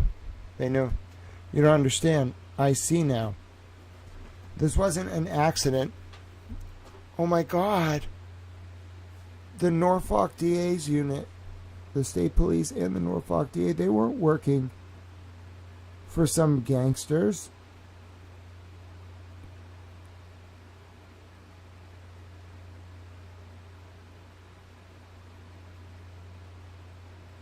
I'm sure there was some involved. They were working for the boss of all bosses, directly. Norfolk DA and the state police unit answered to Jeffrey Epstein. Oh my God. That's what Karen and Aiden knew. Oh my God, we're never going to see some of these people again. They have to put these girls in hiding. What's Aiden going to do? I guess he's like me. He's so public they can't do anything. Dude, this must have ate him up alive. This must have fucking ate him alive to not be able to talk about it.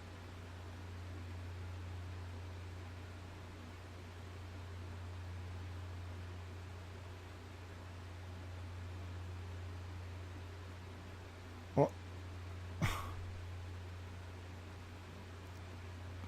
oh my God.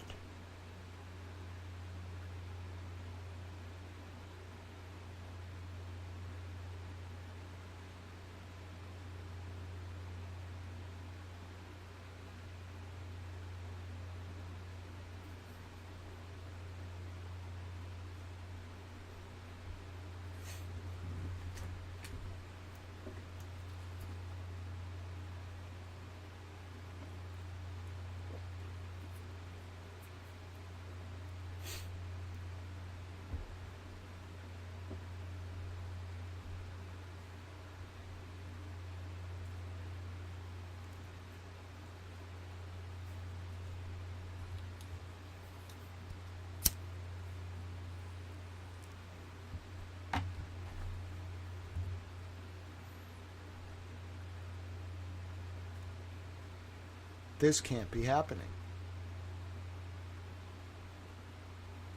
I hope I get to see her again. Well, as long as she's safe. We're going to have to get these people out of here. Oh, no. Oh, no. They owned these girls.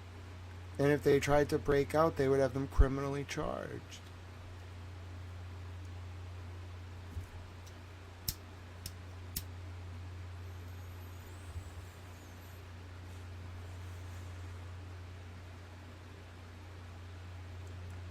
So what?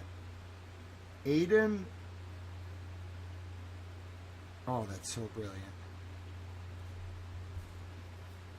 Oh, that's so brilliant.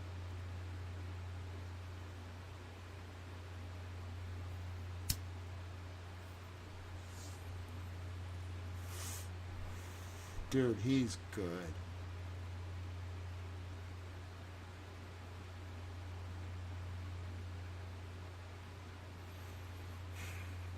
He's got to listen to Emily Seymour, alright? Like, that's all. But, bro. Holy fuck.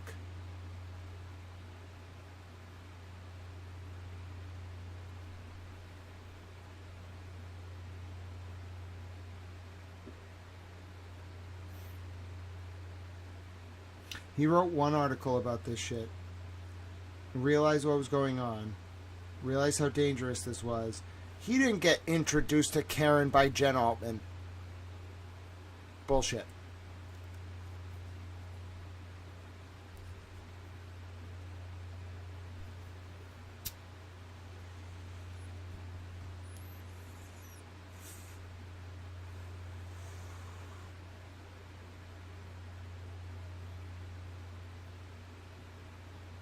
Oh my God.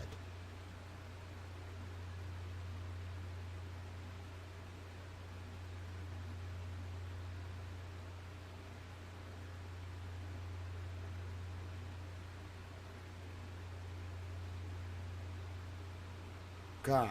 Oh, guys. Towel friends. First of all, Boozy Beauty and I just want to say we're the greatest. We really care.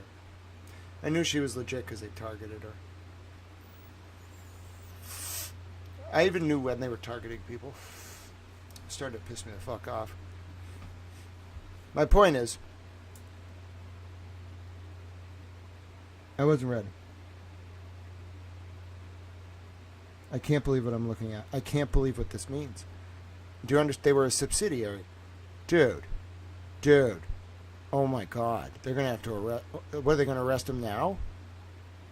They don't have a choice. They have to. I figured it out. They have to arrest him right now. What are they going to do? Divine's going to run. Or he's going to hurt someone. Probably me. I don't want to die. Bro, go arrest him. Right now.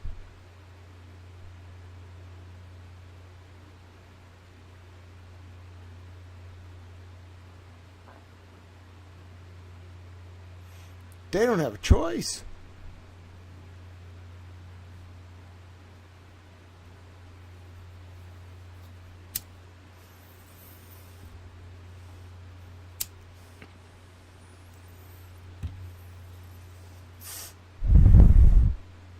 You realize the do you realize the implications of this?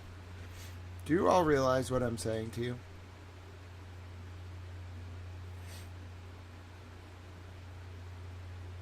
Do you all realize this means that the Massachusetts State Police, in particular the Norfolk DA's part of it, were a wholly owned subsidiary of Jeffrey Epstein? This, first of all, this is not a normal investigation. This is a setup. They got this girl charged and arrested her. It's fake. Like, yeah, she might have sent the guy's wife's flowers, but they got her charged because she was probably a girl at the brothel that didn't play ball.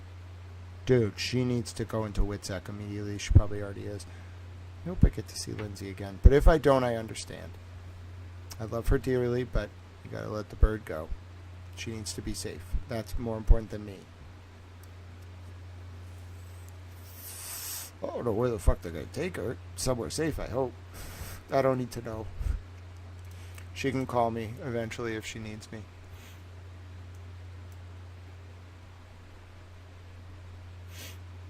The state police were the pimps. Divine was the guy, but they were pimping. And then they were the backup. Whoever this guy is was in on it. Who the fuck's Kevin Shea? And this guy, oh, that was Tully's predecessor? Oh, you passed the keys down, huh? Who the fuck is Sean Quirk? He's got some questions to answer. If they're employed, they're not going to have jobs for very long. No wonder. Oh, my God. No wonder that guy, the state police, threatened me. If I kept asking questions, I was going to find this all. They worked for Epstein. Okay. Listen. I don't know what to say right now other than I think we need to put a pause. Like, oh my God, that's why Adam... Oh my God. Holy fuck.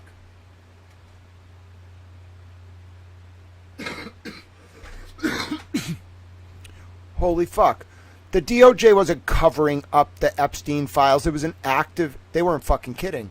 Dude, people are about to get arrested. It might be happening right now. Where is the news? I don't think we have enough news cameras to cover all this. Oh my God, the investigation's over. It's over. They're gonna get him.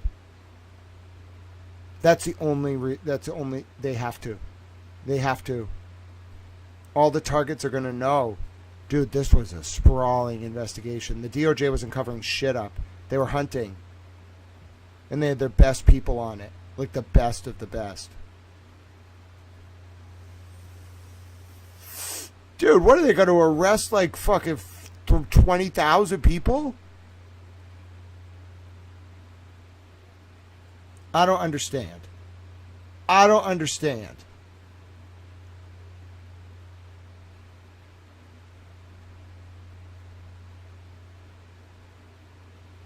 That poor Tiffany Overstreet girl. I don't know her. Oh, that poor thing. She must be crying right now. She must be like, someone finally gets it. My dear girl, I am a towel. I'm a big towel. You got a lot of towels with you now. We get it. Miss Overstreet, we get it. We get it. Oh, my God. Oh, my God. Oh, my God. We saved some of these girls. We got to... Oh, my God. They have to live. They have to live. Anybody touches these girls, I'm gonna be so mad. Don't touch those fucking girls. You leave them alone. You consider them towels girls now, in a loving way. I'm not having sex with them. That's not happening.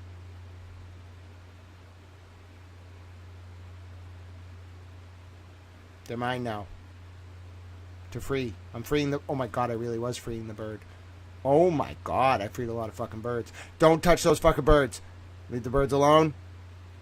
You think active of Chloe? Leave the fucking birds alone. Don't touch those fucking birds.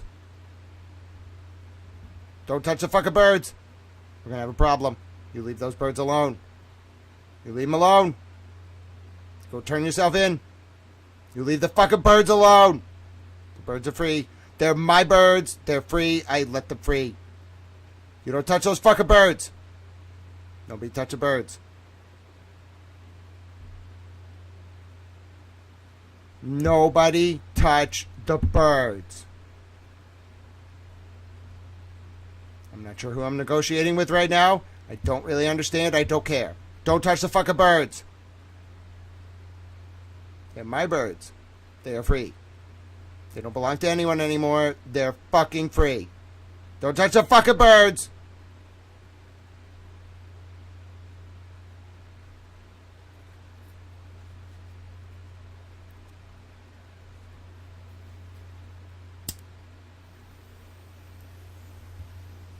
I'm serious. Serious. I won't stop. I found that in like 30 seconds. Nothing happens to the birds. Leave the birds alone. Talk to your people. Have them talk to my people. It's not a negotiation. Don't touch the birds. Single thing happens to a single bird, we're going to have a problem. They're free. You know the Leonard Skinner song, Free Bird? They're free. They're my birdies. And they're free. I don't even know most of them. They're still free. Do not touch those fucking birds.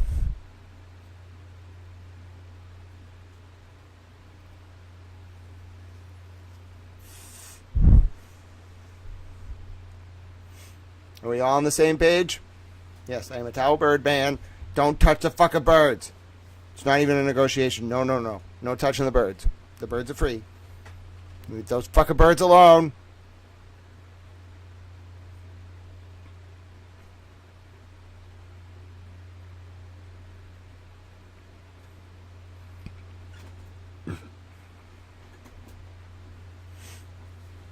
Okay. He flew into a private air. Somebody want to get the flight log? Epstein left July 7th. He arrived in Manchester at a private airport, probably near Bedford, New Hampshire, sometime in the early morning. Probably took him 3 hours to get to Bedford. He arrived around noon. He went to 2 coffee shops. So he was like dealing with shit. He was pissed. He went to a Starbucks and a Dunkies. Bro, it was both of them. No, bro, it was both of them. He went to Starbucks for her, Dunkies for him, dropped her. Oh my God, I know. Oh my God.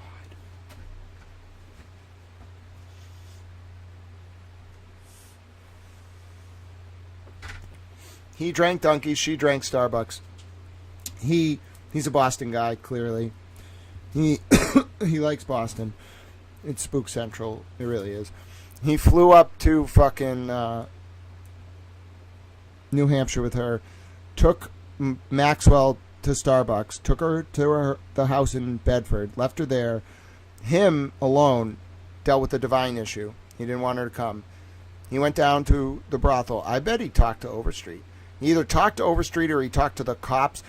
Bro, there was a meeting I'm telling you right now, there was a meeting at that bar, Amelia's, X&O's, Albert's, whatever the fuck it was, on July 8th, 2014, sometime between probably like 8 at night and 4 in the morning. They were out doing some fuck shit, and then they had a meeting. And the result of the meeting was this report. Suck my... Fuck you. I know exactly what happened. I know how they did it, when they did it, where they went, how they went, why they did it. It was about Divine, and Tiffany Overstreet suffered. It was Epstein. Miss Overstreet, you were not crazy. It was Jeffrey Epstein. Dude. Oh my God. Oh my God. Jeffrey Epstein was in control of the Norfolk County DA State Police Unit? Are you fucking kidding me? Of course that's the answer, though, because that's the only thing that made sense. Oh my God. I think I'm going to go down in history. Well, shit. I should put a tie on.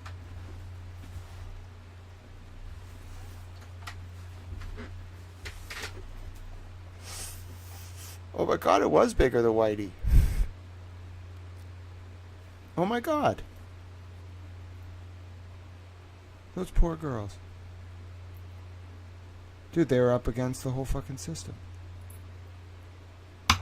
She showed me it so I would stop it. Dude, she's great. Even if I never see her again, she'll always be my Irene Adler. You owe her all. You all owe her very dearly. I wouldn't have figured this out without her. I was the only one who came to her aid. And she couldn't tell me, because they would have killed me. So she helped me get there.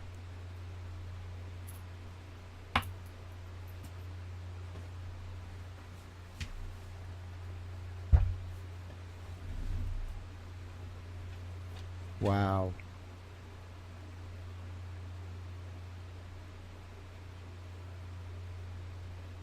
Oh my God.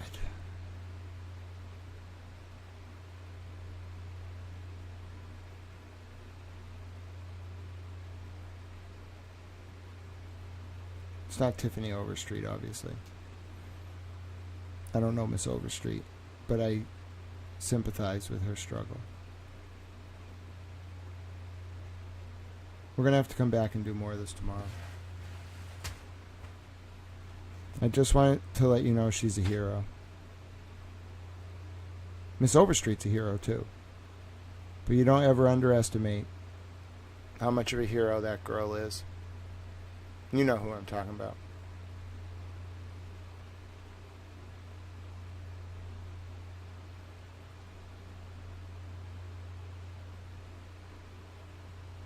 She showed me. I was helping her, but she was helping me. Little did we both know, like, how intermeshed this all was.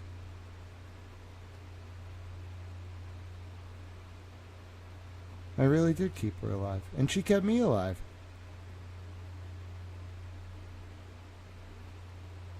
Are you telling me that Lindsay Catani and I exposed Jeffrey Epstein controlling the state police?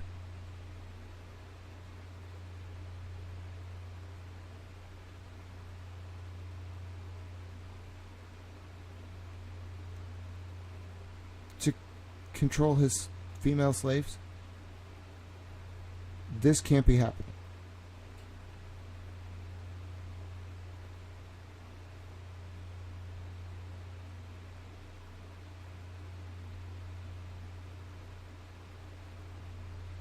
And are you telling me we did it with, like, out the cover of anyone? We just fucking brute force this shit?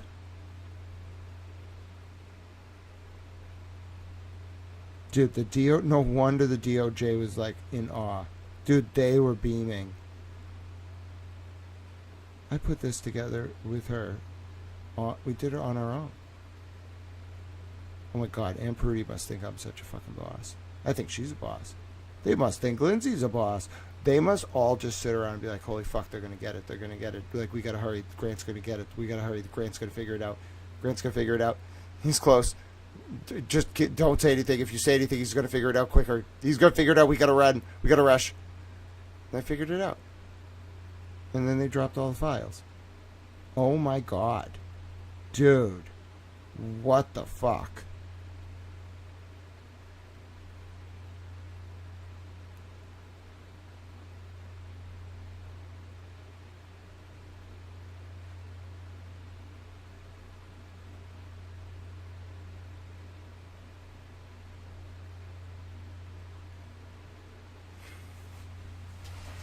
What am I? How do I do this? How did this happen? Dude, I heard the call to be a priest right around when I stopped talking to those fucks, too. Dude, I think this was their punishment. This was like their divine retribution or whatever the fuck. Like, they got fucked. This would never have happened.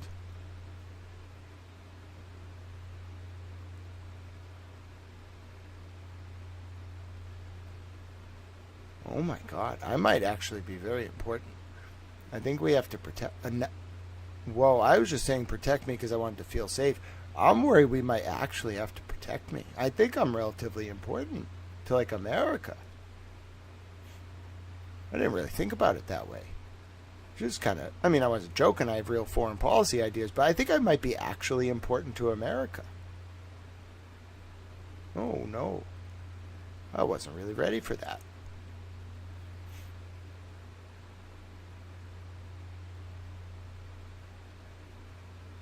No. I just wanted one little birdie to be free. Now, my tactical objective was just a brute force of freedom. I didn't know who fucking owned her. I was like, who the, you can't just own people, motherfucker. She's amazing. You just gotta make her own choices, you know?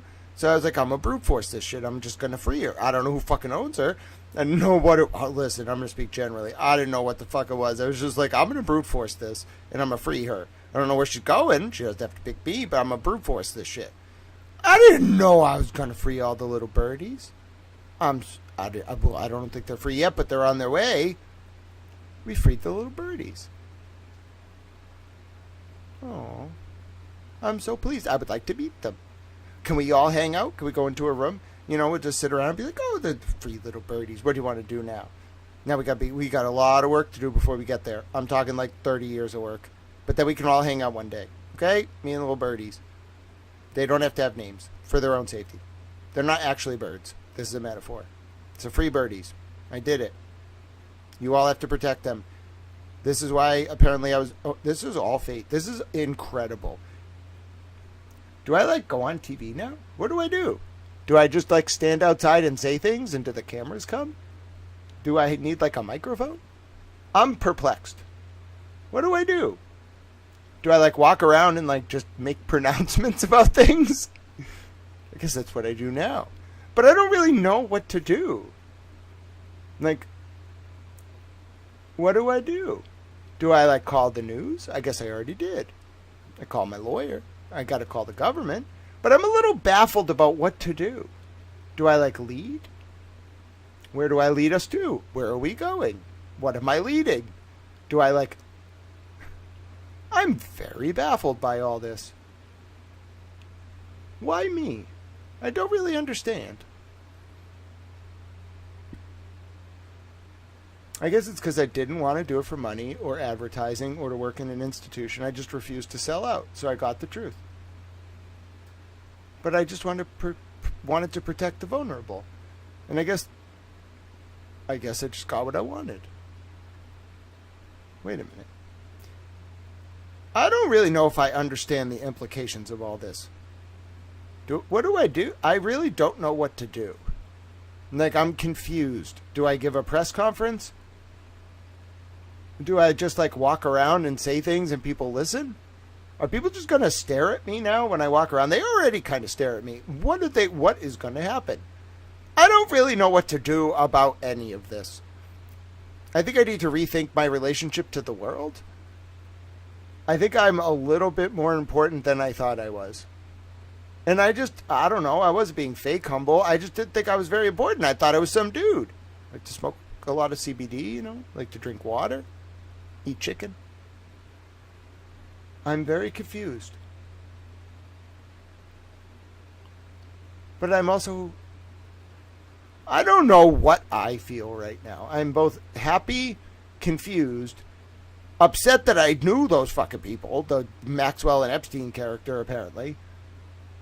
Confused as to why they recruited me on Reddit. I'm confused as to why they used Reddit.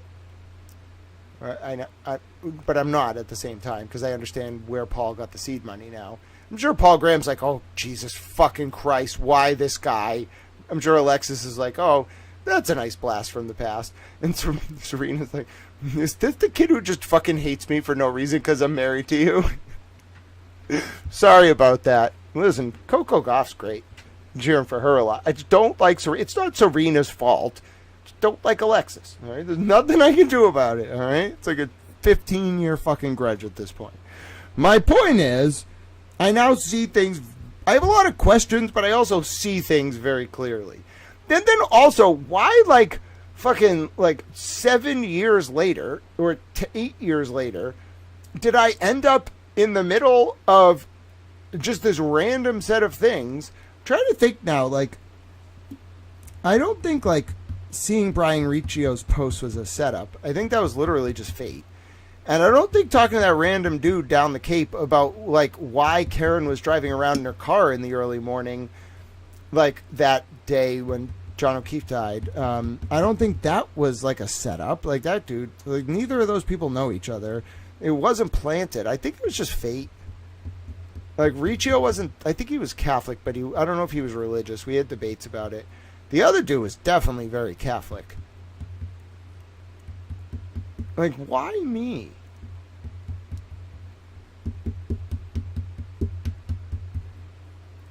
Is it just, like, such a big problem that only, like, someone with that kind of memory and that pure of heart and, like, just that, just, like, relentless and willing, like, no survival instinct at all, just overridden by duty?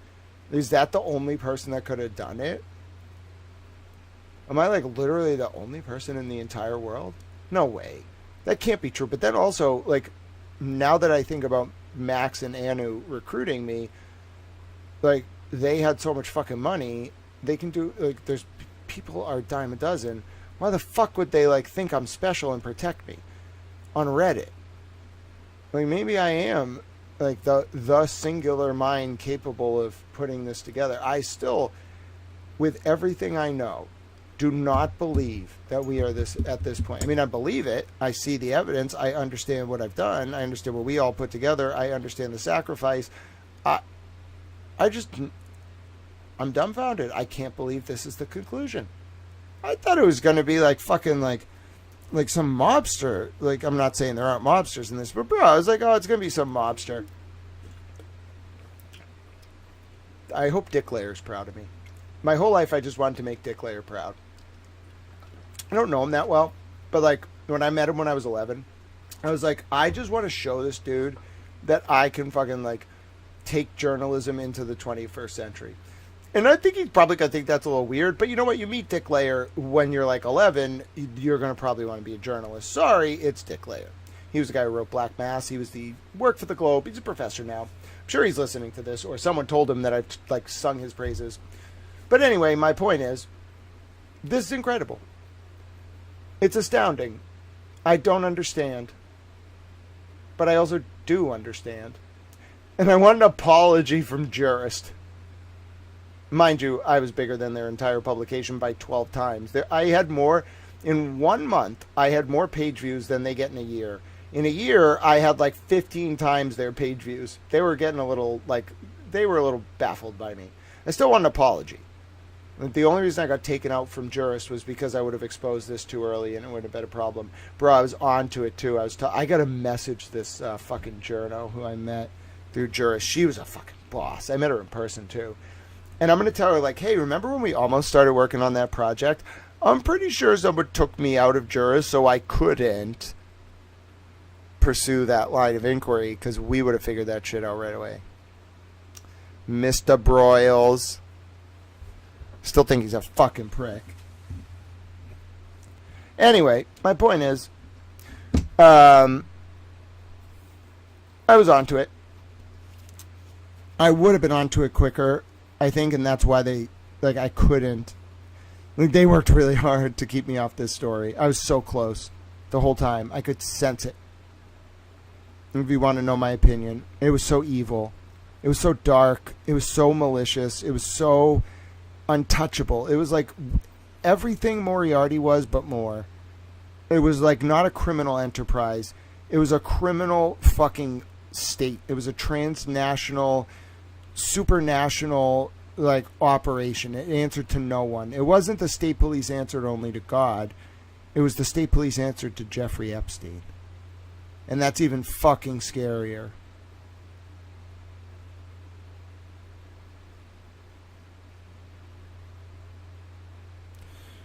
Well, you're watching my transformation right now because I will never be the same person again. I'll never do the same thing again. I don't even think, like, after tomorrow I'm going to be in public very much.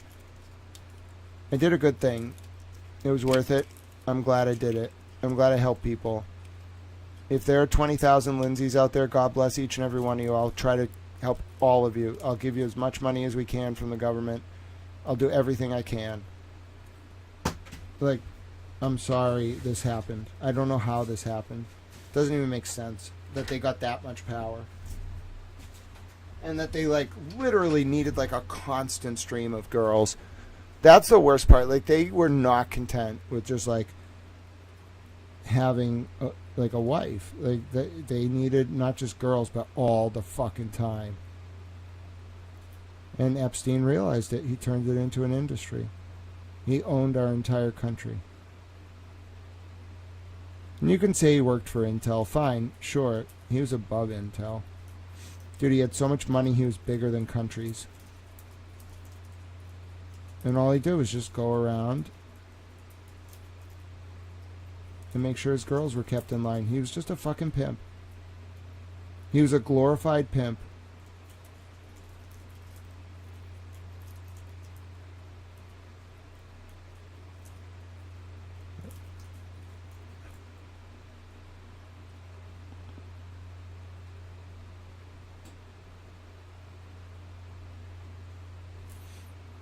And the state police worked for him. Governor Healy right now, no doubt in my mind, is probably putting this together. She already knew. I don't know if she knows this bad. The auditor's probably losing her fucking mind. She's gonna, I don't know if she's gonna say it publicly, but she's gonna be pissed. You know how much the auditor cares about women? The auditor got, like, screwed over with NDAs and harassed and abused on Beacon Hill sexually. Then she ran for auditor. I was her delegate in the primary. We fucked that Chris dude. Fuck that dude. The party tried to fuck her and she won anyway. Then she audited the legislature. Dude, every female politician who was not involved in this is going to be pissed. The state police are... Listen, I'm telling you, this is bad. They did this. Some of these guys are still there. And now everyone in the government knows.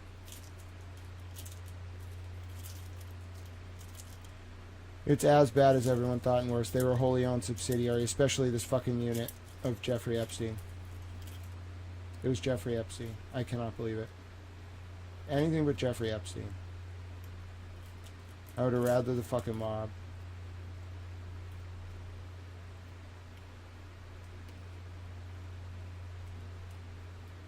Honestly. I don't want to fuck with them. But I'd rather it be the mob.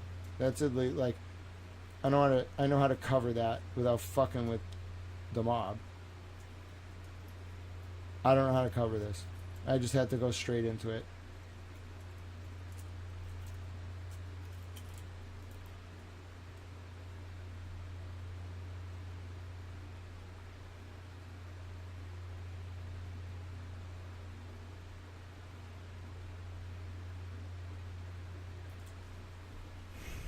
I cannot believe this has happened.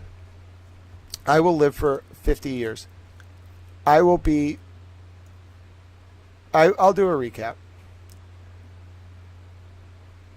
No, and I'll live for 50 years and I will never experience anything like this in my life.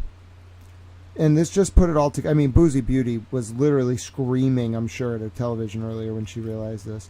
This is what put it all together for me. I'll do a recap. I'll explain to you the insight. I'll do a clip. But, like, it's so heavy. I just want to talk a little bit about my journey, how this all got here, why I went through this, why me, how it happened. I don't even know if I understand it. I lived it. It's me. I'm the person. I still don't understand it. I get it. I know what happened. I have the facts. I put it all together. I'm mad. I'm really fucking mad. I love you all as well. You're wonderful people. Yep, I'm processing it. People who've watched these streams for a while know. Sometimes, yeah, I'm doing analysis, telling you things, but also you get moments of me just like literally processing my emotions, which I'm entitled to. It's my stream. I'm a towel. You know what you can do, though? If you're impressed by this, it's not just me, but I need help right now. Probably for at least the next few days. Gonna have to switch rental cars a lot. At least until I talk to the government. I'm surprised they're not here yet. I guess it is Sunday. Is it Sunday? Yeah. But yeah, I just need some resources. So if anyone wants to drop the Cash App in the chat or the Venmo or the PayPal, it's Cash App, $ Grant Smith Ellis. It's Venmo at Grant E1, Grant-E1. And the PayPal is paypal.me/Grant Ellis. And if you want to go ahead and sometimes Allie's in the chat, but we've had a long weekend, so I don't expect her to be around. God bless you to everyone who's been sending super chats. God bless you to McMuffin and their little doggo. I love that doggo. And then God bless you to all the people who are sending support. I try to do donation reads once every 2 hours because it's a public information service designed to educate, inform, and entertain the public, thus engendering cogent public discourse and warding off the usurpation of our representative form of government. What does that mean? This. And this is all I've ever wanted from life. Not the attention, not the money, just to be able to do my work and not have anxiety about living. How this all got to this point, maybe it's because it's just a gift from, maybe I was just so intent on doing the right thing that this is the reward. But I did not expect this. I did not expect to be at the center of this. I did not expect to be the person figuring this out. All I wanted to do was help people. And now the weight of it is both crushing and lifting. I don't know what to do now. It's so out of my hands. It was Jeffrey fucking Epstein. That's crazy. What was I ever going to do about that? Seriously, and that we're going to find out that this was still running. They cut the head off the snake, but dude, it's after the shit splintered in the 90s. Bro, this was a gang. This was a real gang. This was a new form of gang.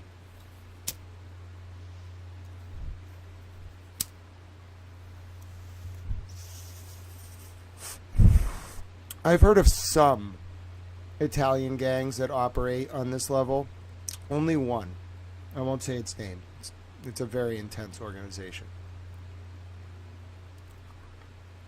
I know a little bit about that from my studies.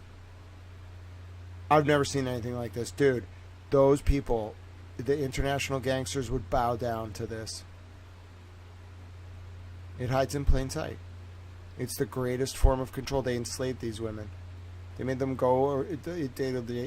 Why chain them up in a basement? Too risky.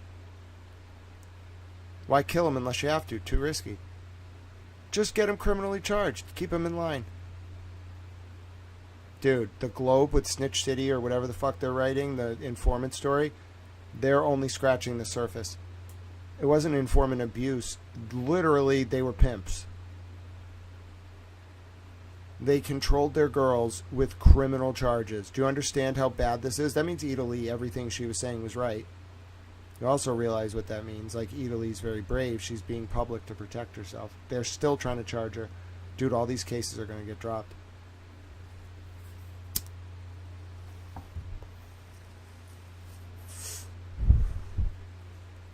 Dude, the lawsuits. I'm not a lawyer. This is not legal advice. Dude, all these girls. Oh my God. There's there's thousands of them. They're all going to sue the fuck out of all these people. Dude, these guys. Oh my God. None of these guys are going to make it. You watch by tomorrow morning.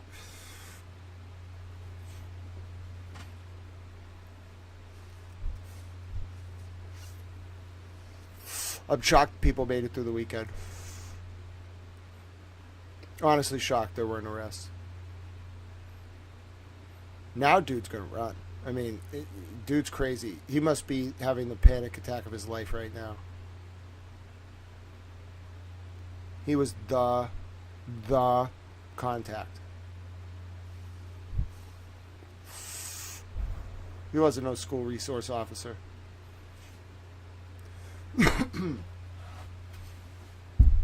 He was their dude.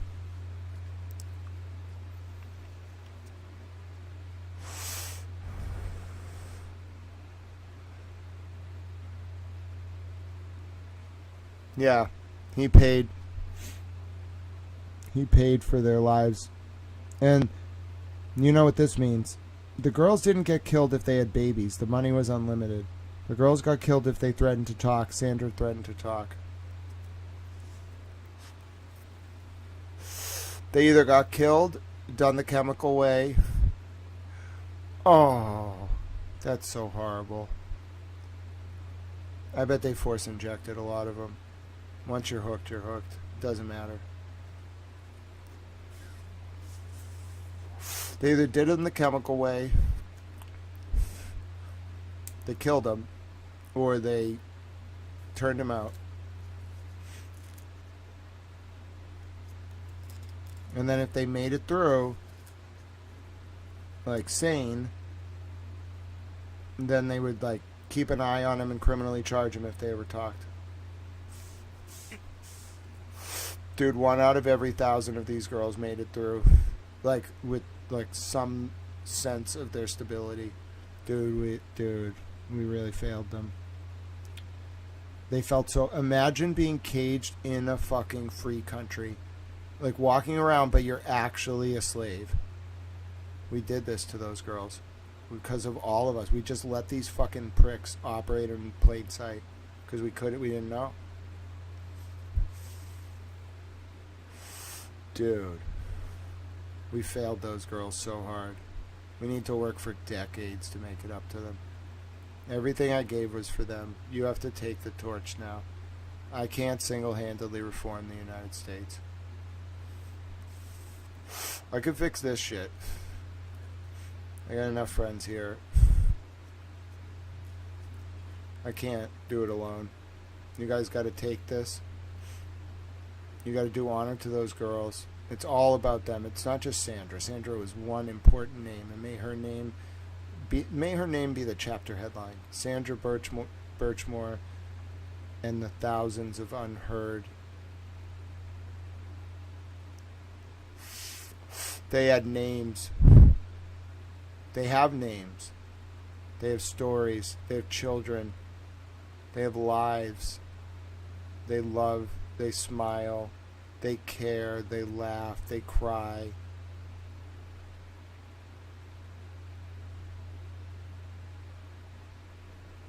We have to say every one of them. We have to dedicate 24 hours every year on TV like they do in Israel to the soldiers. And we have to play their names. We all have to just stop every year and just look at the names. It'll be a national holiday. We will never forget them. And I think Johnny was onto it.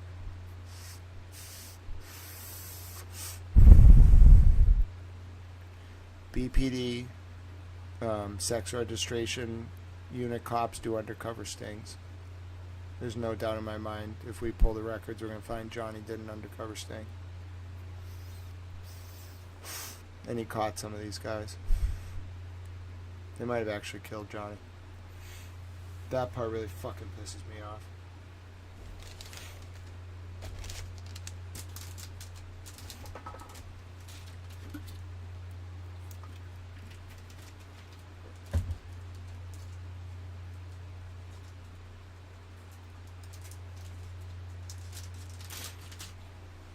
You must have been onto something really, really high trial channel. It's great to see you. I do have some water. Must have sensed your advice.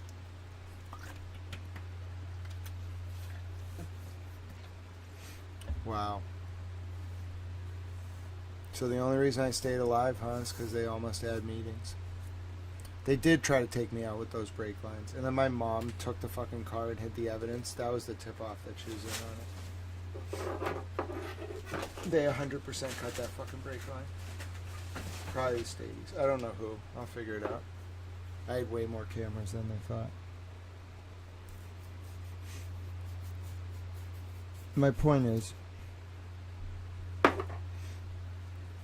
the only reason I probably lived is because there was probably some meeting where they were like, first of all, like, no, we're not doing that. And then two, like, if we do that, there's going to be someone out there, whether it won't be his mom, obviously, there's going to be someone who he knew probably his lawyer, who's going to be like, I'm not stopping. And then we're going to have this other dude. It's going to be like the snake coming in to get the rats problem. We're going to send in the snake to get the rat, and then the snake's going to be more problematic than the rat. And so that's exactly what happened. They had a meeting, and eventually somebody was like pissed off and was like, fuck it. Like, he's going to figure it out. It was like the last month. They're like, he's going to figure it out. We have to go 100%, like full throttle. Like, so they used my mother, and then they cut the brake lines when they couldn't, when even her shit wouldn't get to me. This was Epstein's network. It is Epstein's network. It's the splintered fucking factions of it. And this was a powerful fucking faction. That means all the money's still around. So that's a big secret, huh? That's the big secret. They were moving his money around after he died. And that's what the feds are on to. Bro, the feds are going to indict a bunch of people. Feds are not stupid. Pam Bondi does not cover shit up like this. She was not protecting anyone. It was an active investigation. And they got so much pressure they had to blow it. I'm pretty sure it's very possible my name was brought up in that meeting on Thursday. Or whatever day, before they released it. I know they had a deadline, but they had already blew it. And there's no deadline on active investigatory materials.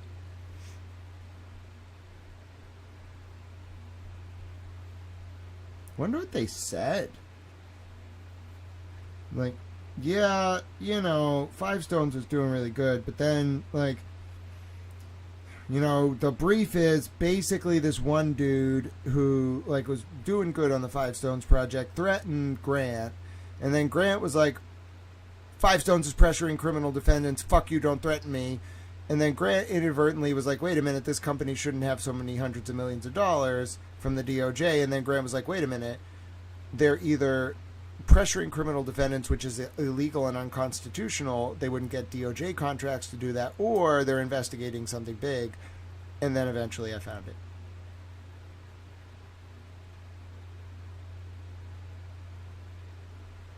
Robert Cosgrove was fucking small potatoes.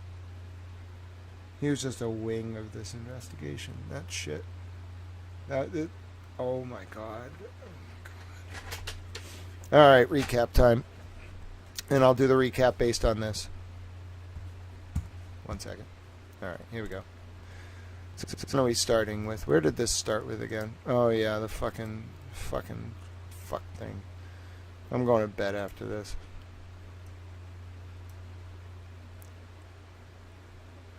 Look out the window. Alright, I looked out the window. I see the moon. I'm sure there's going to be all sorts of weird shit. And then I'm also sure there's a bunch of people being like, don't do shit, because anything you do immediately is going to cause a problem.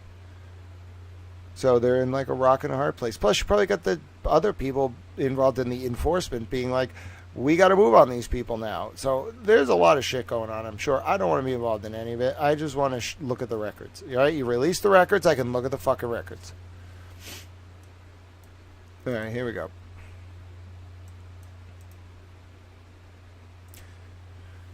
Hello. This is a very tired Grant Smith Ellis. It's now past 9 p.m. on Sunday, February 1st, 2026. If you have not been watching what's been going on, I don't really know what's going on with the internet. Apparently I'm very popular on the internet. I did not know this. I'm a little baffled.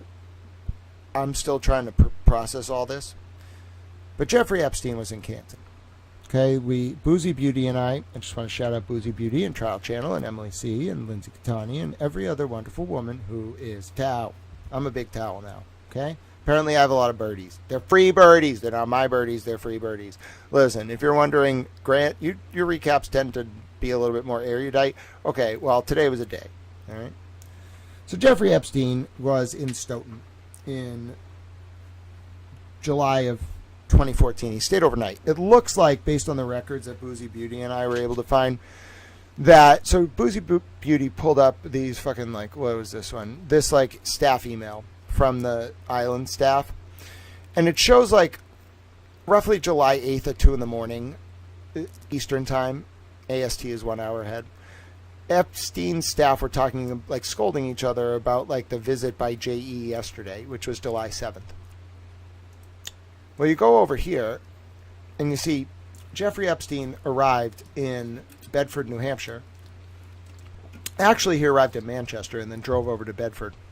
It looks like he got Dunkies for himself and then picked up Starbucks for Ghislaine Maxwell and then took her the Starbucks and then stayed with her because both of these purchases, they post on 7/8 over here on the left. You can see July 8th. But they're actually from 7/7. You got to look over here. This is the posting date. This is the date of the transaction. Okay. So he gets to Manchester, New Hampshire. Epstein does. Probably, I'd say like 5 p.m. He's clearly tired, but I'd say it's like 5 p.m., 6 p.m., maybe as early as 2 p.m. Eastern. We got to check the flight logs. But he does that like on July 7th. But what's weird is he clearly stays with Maxwell. He doesn't get a hotel or anything. Like maybe a private home, which was Maxwell's. And he stays with her until July 8th. Now, here's where this is fucked 6 ways from Sunday. He's not traveling through Massachusetts to go south as I initially thought. I thought this said NJ Turnpike. I was tired last night. You got to look at everything with this stuff. No. Jeffrey Epstein on 7/8 is down at the IKEA in Stoughton, right off the highway, 128 south, 95 south past the split on the right. He then goes to, it looks like Very Enterprises is in New Hampshire. It's not. It's a gas station chain. He goes to a gas station. He spends $3.45 at IKEA.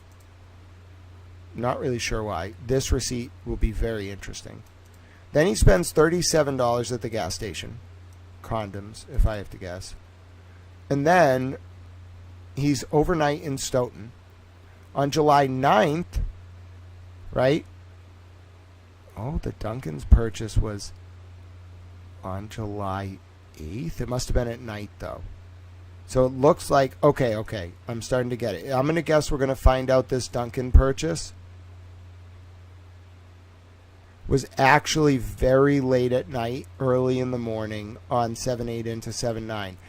So he looks like he spent the day in Stoughton, okay? He went to an IKEA in Stoughton, went to the Very Enterprises, and then turns around. It looks like it posts on 7/9, but it looks like it's late at night. So it looks like his card had a habit of like transactions posted after a certain time would debit on the day of, but post the next day. By 7/9, okay, so we're looking one day back. By 7/9, he's in New Hampshire again. So he does stay at Amelia's, does stay into the early morning. And then by the next day, he doesn't go south. He turns the fuck around and goes back to New Hampshire. Now, you might be saying to yourself, Grant, that in isolation is a lot. That's Epstein likely in Stoughton near a spot that was very likely tied to a cop brothel ring that you've been talking about for a while. But Grant, can you tell me a little bit about where you're going with this? Why does Jeffrey Epstein being in Stoughton in 2014 matter? Remind you, this is July 8th, July 9th of 2014. Well, I want to credit Boozy Beauty with this, but I also want to talk about how this happened. So Boozy Beauty was kind of showing me those emails a little bit earlier in the stream. And then I said to myself, wait a minute, what happened in 2014? Like, in the summer, like, let's see if we can see if there were any crimes. I literally Googled, I have the proof on my phone, crimes in Stoughton in 2014 in the summer. The last result, you can probably find the clip. I start screaming. Not screaming, I was just like, oh fuck. It was Divine and a woman named Tiffany Overstreet. Now, Tiffany Overstreet was tormented by the state police. Why? Because she entered a romantic relationship with then Deputy Chief of the Stoughton Police, Robert Divine, the man who brought in Matthew Farwell, accused of killing Sandra Birchmore.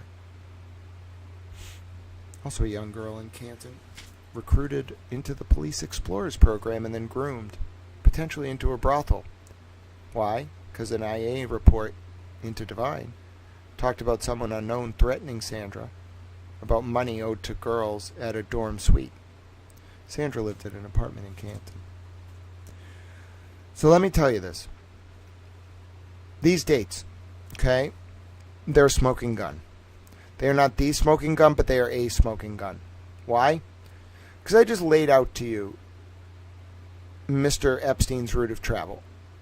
And I believe Mr. Epstein personally went to Stoughton to talk to Robert Devine in the summer of 2014 because of Tiffany Overstreet.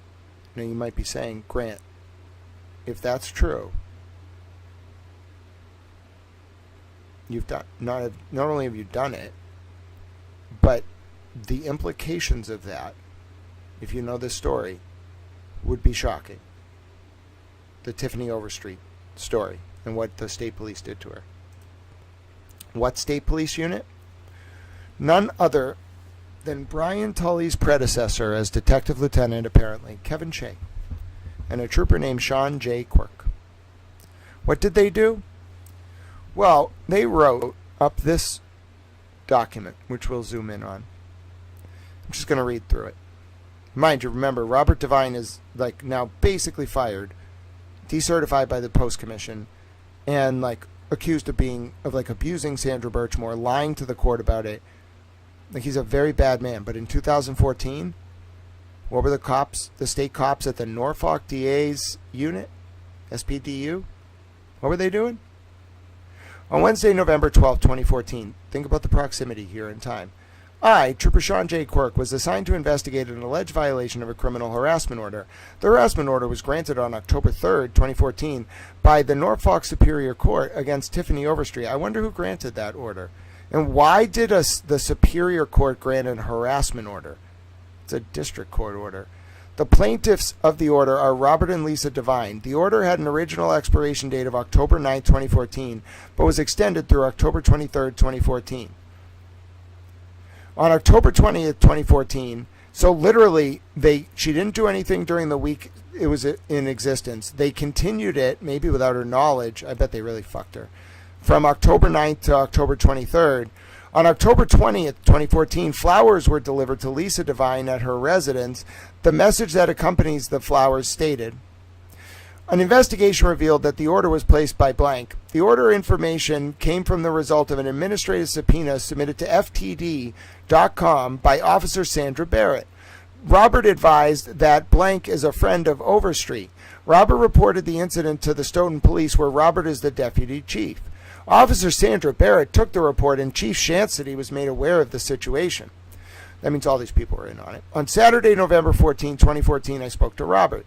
He reported that the harassment order was sought because of ongoing harassment from Miss Overstreet. He stated since the order was granted, he has been receiving phone calls on his personal cell and emails from unknown numbers at all times of the day and night. Some of the calls and messages were reported to be threatening.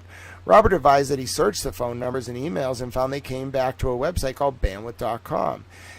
Robert provided me with a copy of the response he received from Bandwidth.com's legal division.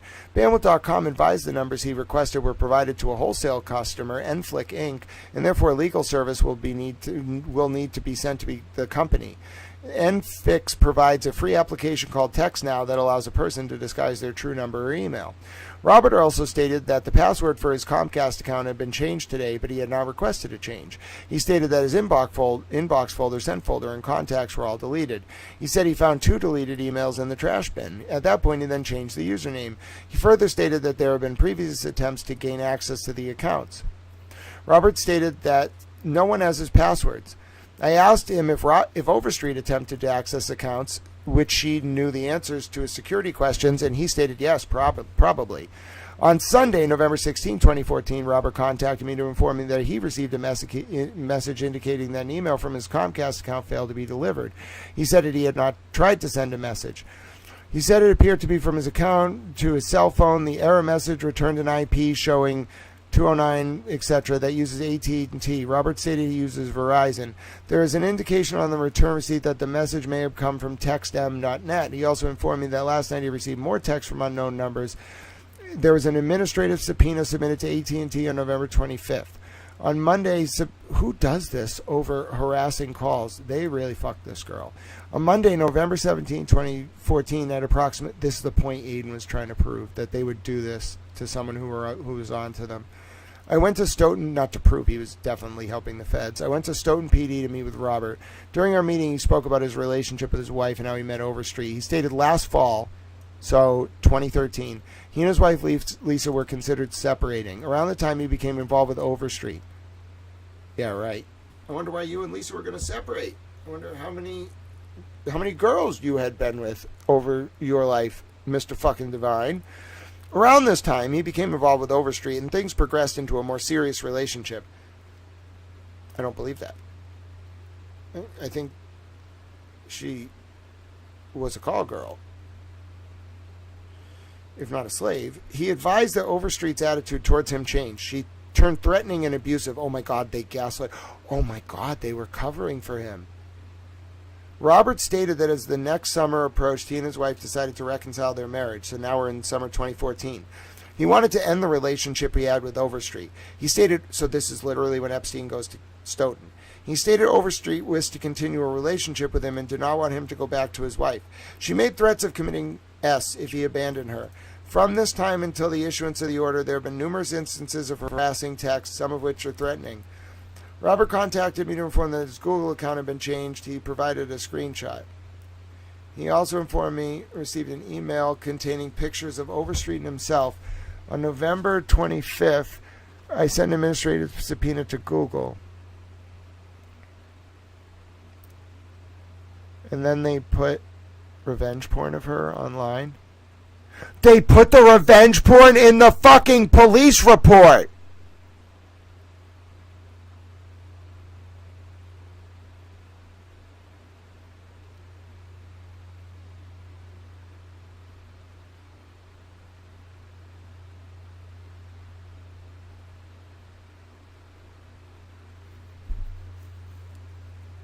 Oh my God, he was faking it. They set her up.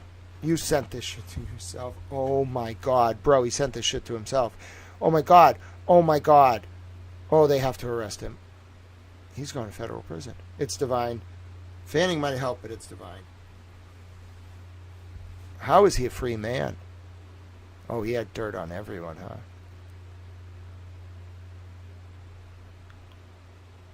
On Wednesday, November 25th, 2014, Robert contacted me and informed me that another email was sent. He stated this email contained more pictures of he and Overstreet and was sent to co-workers and their spouses.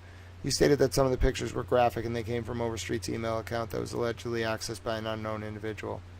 The email was reported to come from blank and blank. They literally put revenge porn in a police report.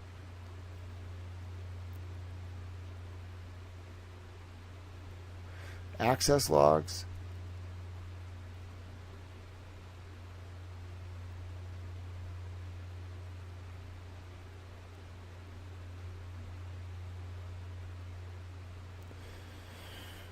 Here's more.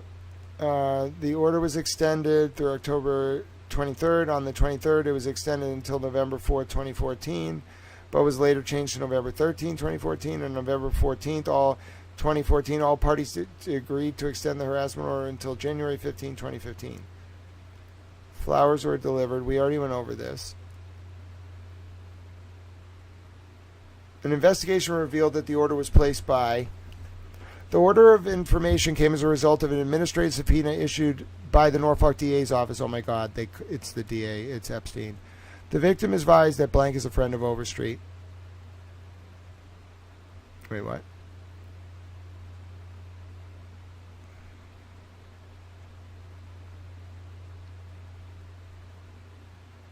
He called Divine a victim.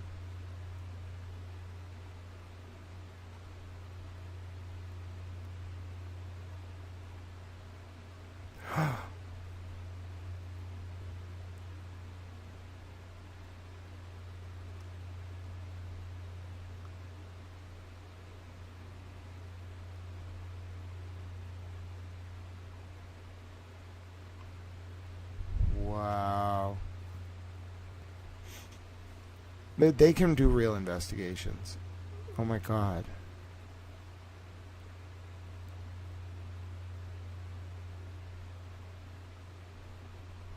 On Thursday, December 4th, 2014, Pinger Inc. responded to the administrative subpoena.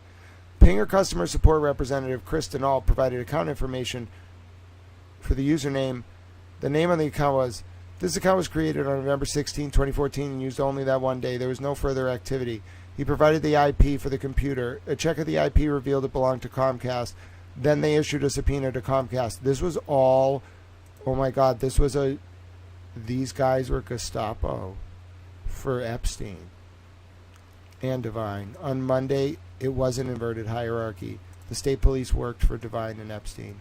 On Monday, December 8, 2014, WDSPC responded to the administrative subpoena issued on December 2nd, 2014. The email from the WDSPC help desk stated that they do not have any end user information because they lease IPs to several wireless data companies. They informed us that the end user may exist but would be provided by AT&T.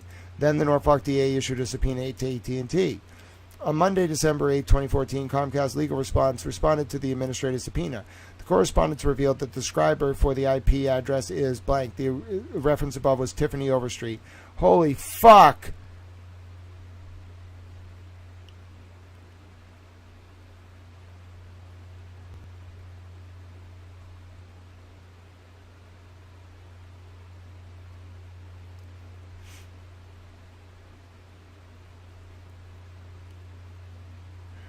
Lieutenant David McSweeney.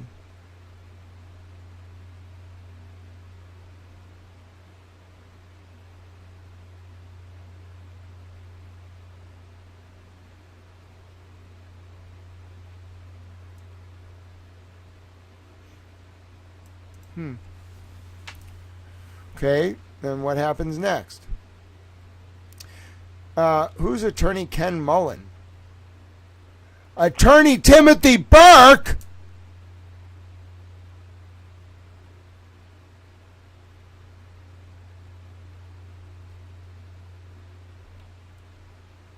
Brian Tully's attorney?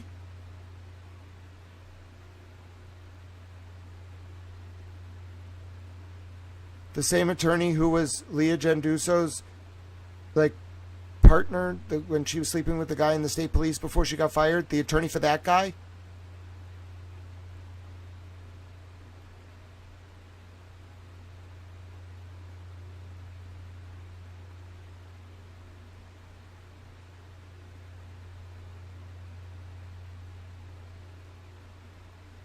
And then it all got dropped by March of 2015 with Timothy Burke. Oh my God. Oh my God.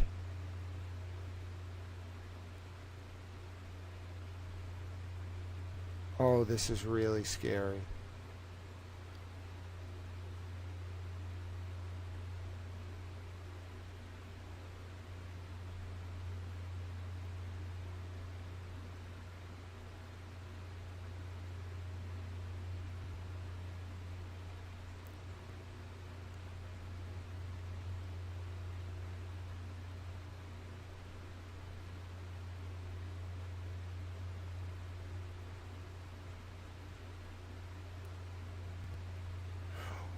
What? No, they didn't. On Wednesday, you got to go way to the end. On Wednesday, December 17, 2014, I sought and received a search warrant from the Stoughton District Court to search for and seize computer systems and other storage media located at 104 Norton Ave, number 7 Easton. They literally got search warrants. On Thursday, December 18th, at approximately 700 hours, myself, Lieutenant David McSweeney, Sergeant Denise Doherty, Trooper Sheila Kearney, and officers from the Easton Police Department. Trooper Sheila Kearney. What? Trooper Sheila Kearney.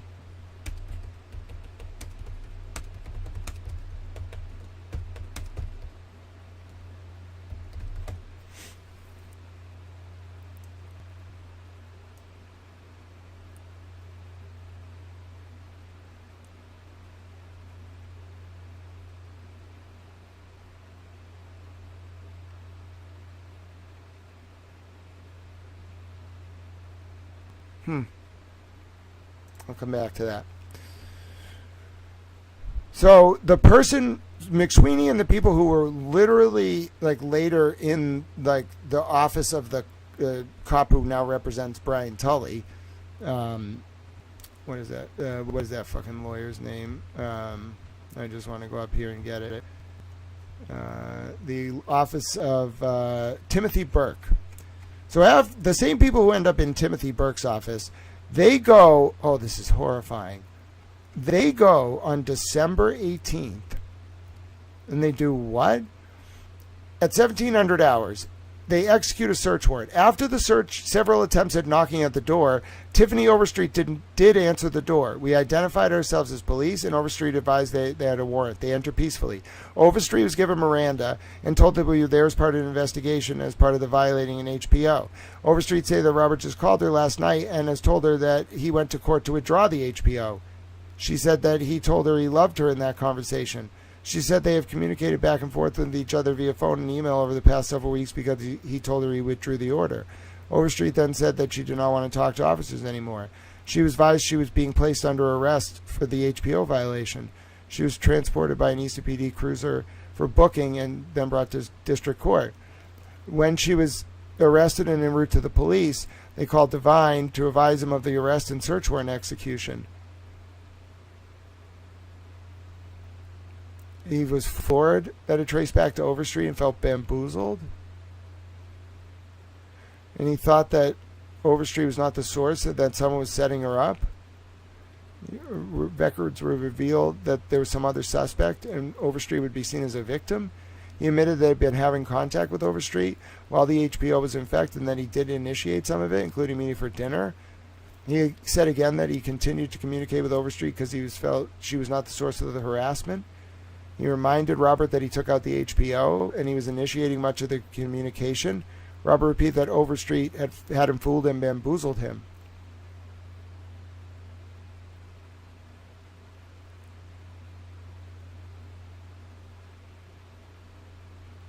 There's a video interview and a DVD from December 18, 2014 at the Easton Police Department. During the interview, Overstreet admitted that she continued to have a physical relationship with Robert since the harassment order was issued. She stated they continuously text and email each other. Robert's the one who normally initiates. Oh my God, they set her up. Ladies and gentlemen, Jeffrey Epstein came into Stoughton pretty obviously to meet with Robert Devine, and then this woman was targeted, this victim, Tiffany Overstreet. They brutalized her, and they used the state police to do it. The state police were, in my opinion, specifically this Norfolk DA's unit, Jeffrey Epstein's henchmen. And if you're thinking, wow, the state police at the Norfolk DA's unit really know how to investigate, I guess only when they want to shut a victim up who won't stop talking about how there's a cop-run brothel. Fuck all of you people involved in that. Fuck you. Burn. Burn in hell. My name is Grant Smith Ellis. God bless those victims. Burn in hell. I know what you did to that girl. You poor girl. We love you, Tiffany Overstreet. We will vindicate you. Burn the fucking hell, Robert Devine. Burn in hell. Burn there. Burn. May your soul burn. I condemn you to hell. Never done that to anyone. I condemn you to hell, Mr. Devine. Burn there. Fucking burn.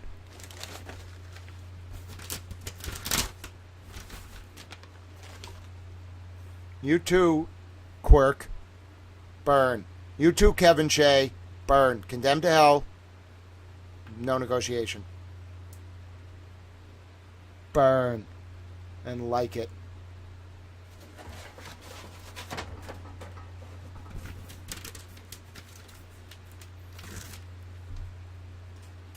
I've never seen anything like this in my life, and it's proof. It's undeniable proof. They set this girl up, and they tormented her on Epstein's order. It's proof. Listen, Canton's going to lose their mind. Listen, there's going to actually be... I don't want anyone to do anything but legislative reform, but there's going to actually be like... There's going to be a lot of very, very upset people. There's going to be a lot of sad people. There's going to be some scared people. This is going to be a fucking clusterfuck. I can't believe they did this. They were Gestapo. Sorry. You weren't state police. You were a private fucking Gestapo to protect people abusing children.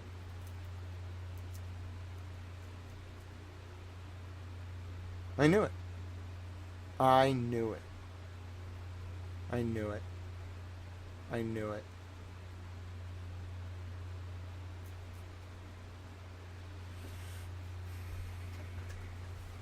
I know some other stuff I'm not saying too. I know what they did.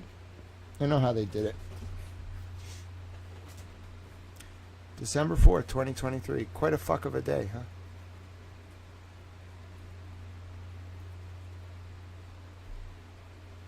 I'm pissed. I'm pissed. It wasn't just Tully. It wasn't just fucking Proctor or Yuri or Yuri Buchanan or Nick Carino. Dude, Nick Carino may have actually tried to cooperate. I think they tried to kill him. Oh my god. This unit was dirty, and it's worse than Whitey. It was Epstein. Karen knew. Aiden knew. We were the last to know. I don't know if anyone was ever supposed to know this, actually. I think this was kind of supposed to be like, you know, even if they were going to deal with it, they weren't supposed to deal with it this way. I think I've actually been drained as a human. That's wild. Thank you for Meg. I will appreciate that. They got Proctor's phone going back to 2013. Yeah. Fuck, man.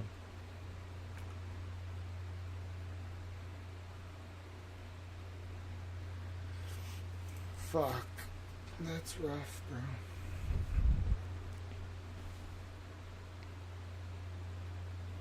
Alright, let me type it up and then we'll be done. I can't do a traditional outro today. I'm so fucking tired.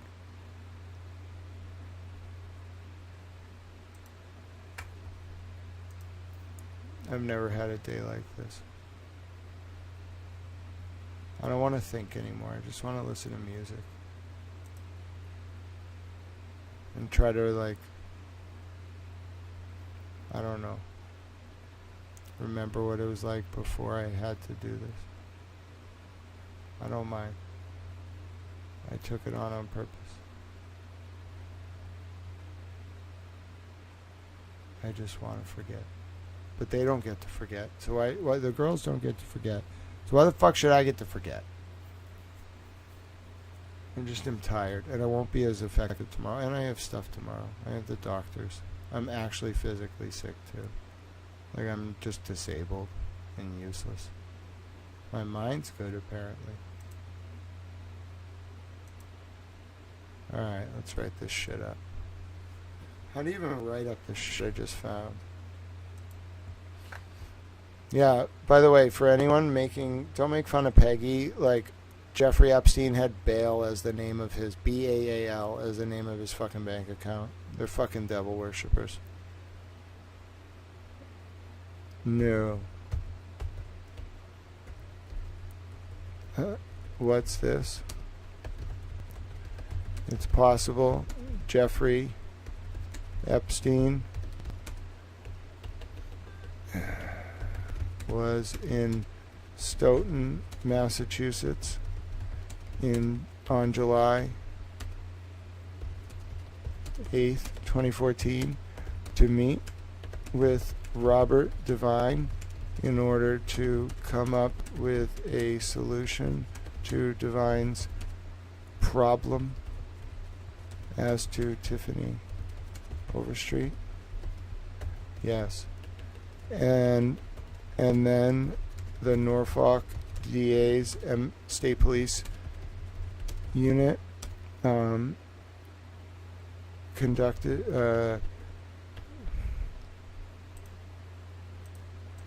acted as Epstein and Devine's Gestapo henchmen to raid Overstreet's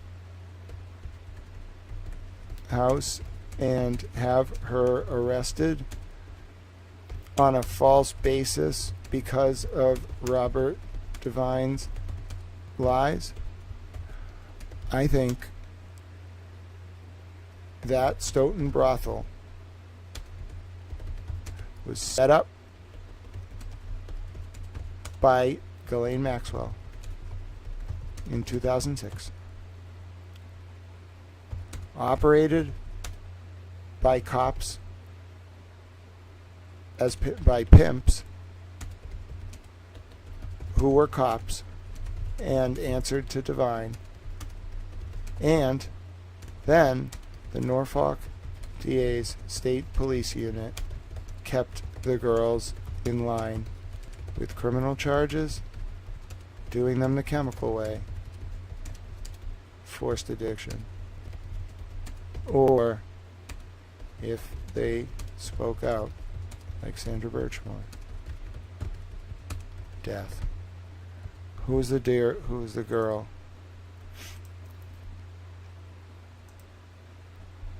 The 14-year-old who was 16 when she died. The William O'Connell victim. I'm not going to include her because she's not in the documents. I can't believe this has happened. I don't have much left. If you want to send Tal some donations, they're appreciated. I gave it my all. Oh my God, you all have been sending donations. You're very kind.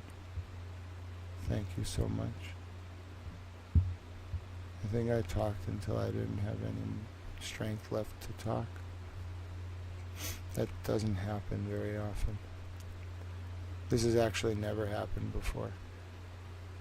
But a promise I gave him my all. You know what I'm saying? I just pushed and pushed and pushed. I want to go to bed.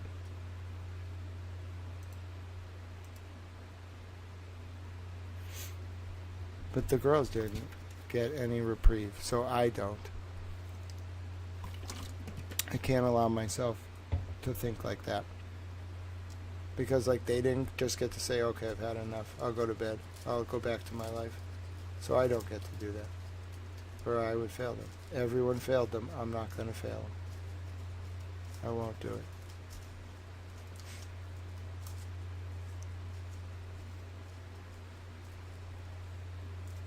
I should sleep.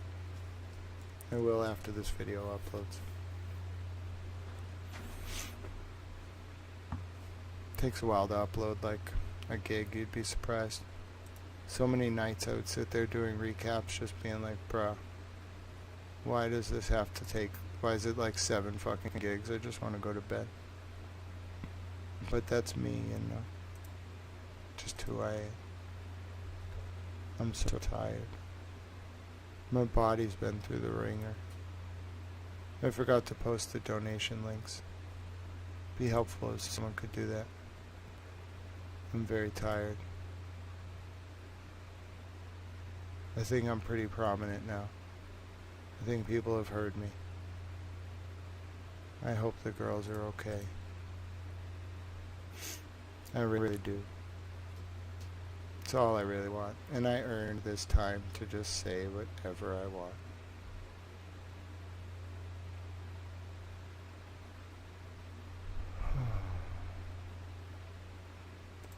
Take a while for the media to catch up.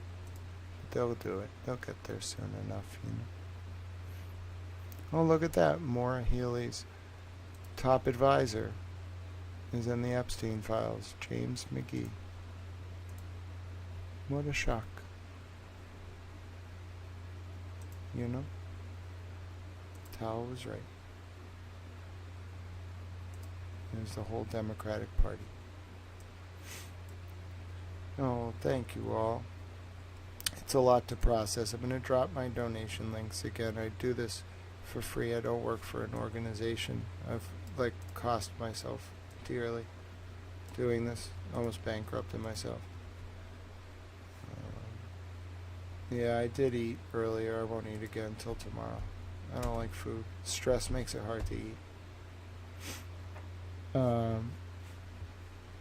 But other people got paid and stuff to work on stories and cover stuff or do ops or whatever. I didn't. I promise you I didn't. I did this at a loss. I paid out of pocket. I'm not going to tell you what for, but I did everything I could. I felt guilty asking for help, but like I bankrupted myself. I have nothing left. It took everything out of me. Not that I care, but it would be nice, you know. So if you want to support this work, if you're a new viewer, old viewer, you can like the channel, subscribe. You can send a Cash App, # Grant Smith Ellis, a Venmo. The logos are on the screen if you want to scan. We can pay this forward a lot of ways, but, you know, towel. I've clearly given it my all. You've watched me for like 3 years. I've never been like this. I've never just been done. I gave it my all. I left it all out on the field. Other days I would like scream a lot and be like, I left it all on the field. No. This is different. We'll keep doing this stuff, but the point's been made. You can only hammer it home so many fucking times. And I am going to rest. And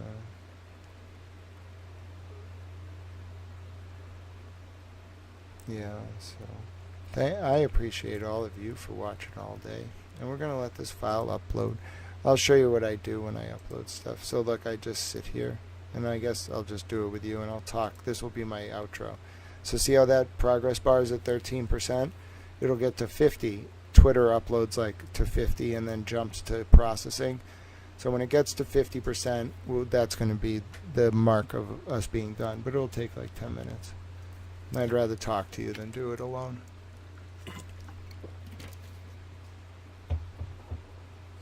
So this is some shit. Alright? I'm not going to sugarcoat it for you. I'm not going to dress it up and tell you it's all going to be better tomorrow.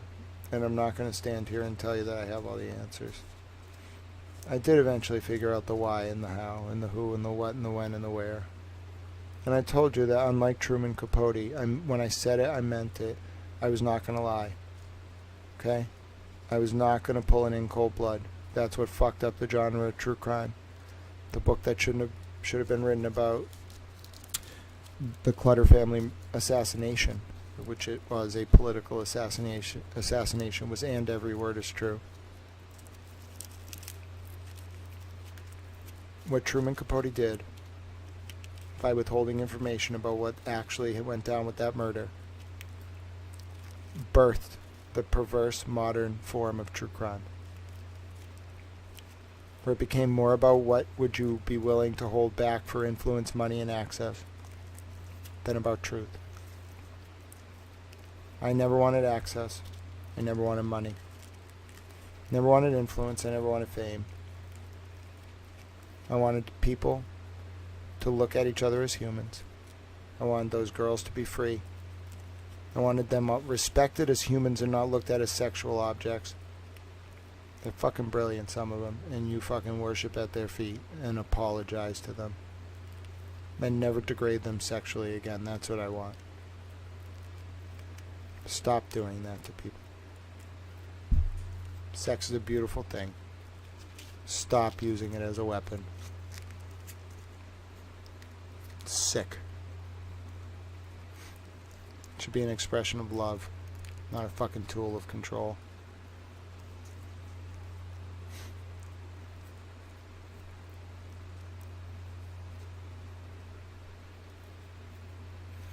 And fundamentally, oh, God bless you, Izzy. Thank you. You're so kind. I'm going to put some hearts. God bless you, Izzy. Oh, God bless you to the person who sent the donation. Fundamentally, I wanted us to believe that a better system was possible.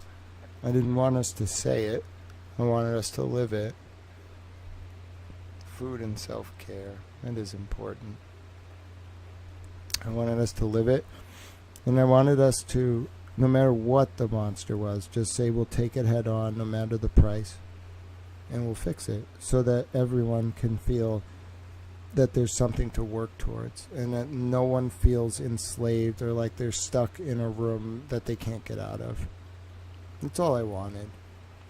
And, like, I can't love everyone. I would love to be in all of your lives and learn about you and, like, be friends with you and, like, go on trips. And I'm sure that would be wonderful. But you got to do that for each other, you know?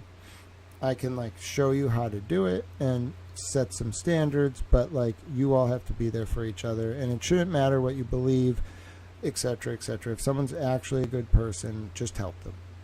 Unconditionally. For nothing. In fact, pay money at your own expense and never tell anyone about it. And then maybe you'll figure it all out in the end, I guess. And maybe you'll be able to protect some people along the way. Make some positive change. Keep yourself alive, ideally. Try to eat. Drink water. Smoke weed if you have to. Not going to knock it. You need something. If you don't drink, etc., and you need to take the edge off, it's fine. But just generally try to be a good person. You'd be surprised how far that would get you. It will fuck you over a lot, but it'll get you really far. You get a lot of quiet allies and loud ones. We just got to be genuine. The easiest way to come across as authentic is to actually be authentic. You'd be surprised if you never lie. Maybe withhold stuff to protect people, but if you never lie, you never have to, like, think about a story. That's how I remember everything. I just don't lie. I just tell you what happened. I don't have to put in any work. It's the people who lie who have to put in a lot of effort when they talk. I do it effortlessly. Not that there aren't good reasons to lie. Bro, if I knew I was taking on Epstein and his fucking crew, I probably wouldn't have been such a fucking dick. I probably would have thought very differently about all this.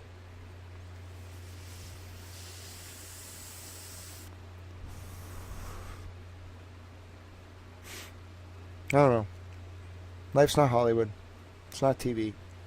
Like, there's no point in acting like we're like these, like, demure or whatever the fuck, like, aristocrats. Why are we keeping up airs? With who?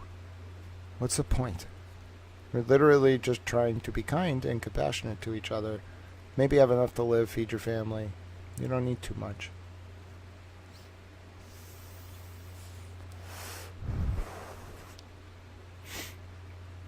Like, what are we faking it for?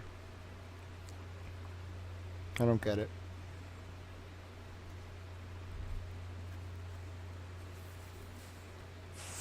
So anyway, you'd be surprised how far you can get just trying to help.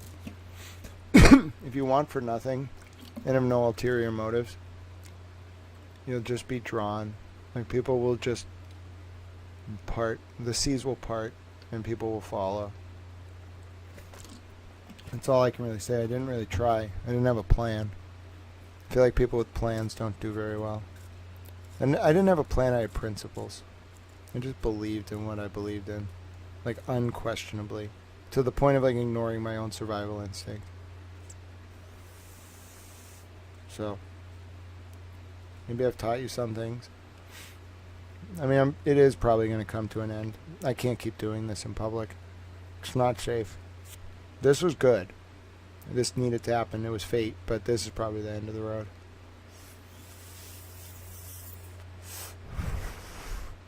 I'll stay public. But, like, do you really think it's good to just have this brain out in public, just revealing shit all the time? Is that healthy for the Republic? Maybe.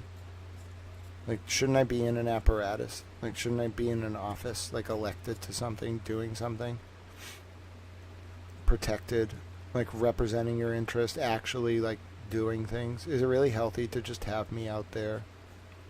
Wild card, you know? Maybe. Maybe that's what America needed right now. I don't know. If so, fine. But still, I need some time. I'll stay public, but, like, I really need to talk to the feds. I need to talk to the DOJ. I need to talk to Congress. And I need some time off. And I don't have a lot of money, which is going to suck, but whatever. And my boss is going to be pissed. But I think he'll understand if I'm like, oh, listen, I'm sorry, it was an accident. I talked to Jelaine and fucking Jeffrey Epstein for 5 years. I gotta go, like, matter of national security. You know what I'm saying? You all remember Little Towel, though. I'm sure I'll tweet. You know, I always tweet. I got shit to say. But, like, yeah, that's going to be a fuck of a debrief. It's going to probably take, like, 12 hours. Maybe more. I have a lot I got to say. But I have a lot of fucking files. I don't think people understand I actually knew. It wasn't until the Anu thing clicked for me, Ann Utensil, that I really got it. Care about you all very much, though. New viewers, old. I'm so glad to have met you all. You all had a special impact on me, and you won't lose me. You can reach out to me anytime. But yeah, like, we all need to be safe now. Keep talking. Keep talking about this. Apparently a lot of you are talking about this. Still a little baffled by the amount of attention. I don't think I really understand. I don't really know what's going on. I'm a Tao. You know. So I'm just grateful. Every one of you made a big impact on me in your own ways. For good, for bad, for worse. And I loved every minute of it. I felt honored to be in your presence. Felt honored to work with you. Felt honored to debate with you. Except for those of you who went after children. I don't care if you did it for good reason or bad, though that really pissed me the fuck off. Don't do that. No civilians, no children. Women want to throw themselves into the fire, fine, that's their autonomy. But if they get thrown in against their will, I got a problem with it. And don't fuck with kids. I got a real problem with that. A serious fucking problem with that. Don't do it.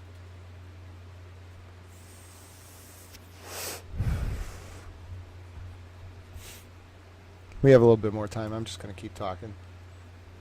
Oh, God bless you. SGG Golf. God bless you all, and God bless you, SGG Golf. And, like, I hope the people who are kind of upset because I fucked with their, like, contract money realize, like, it's not about the money, it's about the bad guys. Like, they were really fucking with these women. Like, look what they did to Tiffany Overstreet. And we didn't even know. Bro, she must be so... imagine what she feels like right now.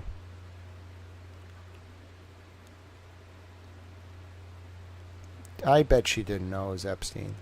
I bet Divine knew. I bet Tim Burke knew. Hey, Attorney Burke. How you doing? You know, I've been meaning to call the VVO now that you mention it. I suppose I should say now that I mention it.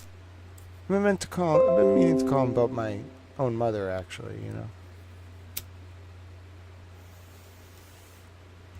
So, you know, Mr. Burke, maybe I should give them a call.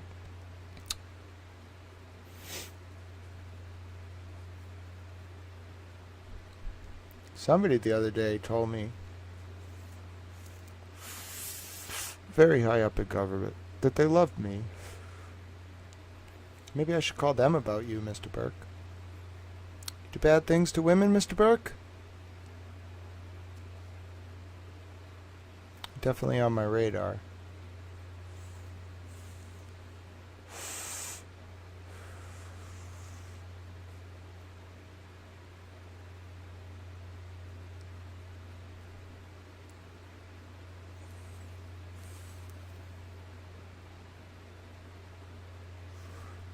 You ever meet Mr. Epstein, Mr. Burke? Anybody search for Mr. Burke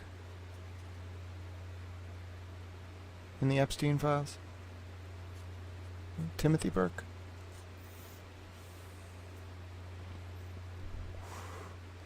You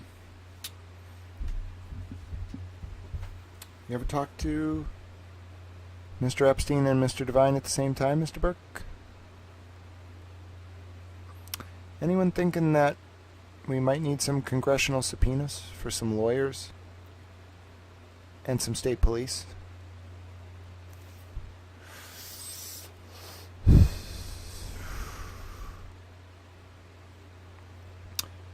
Yeah. That was a good investigation.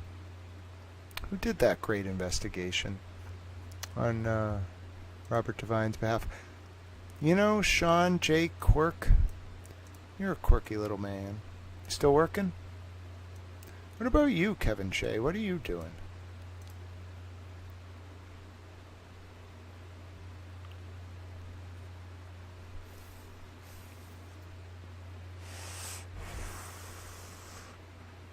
Yeah, I'm not going on no fucking planes. Right now, until I talk to the powers that be and I figure out exactly what this is and I get debriefed and I debrief them, I'm not doing shit. I'm going to call my boss and be like, you don't understand. And he's going to be like, what the fuck is wrong with you? And I'm going to be like, it's not my fault. I'm a towel. I guess I could stream more. Someone tell David Yannetti. Be like, David, Grant is scared.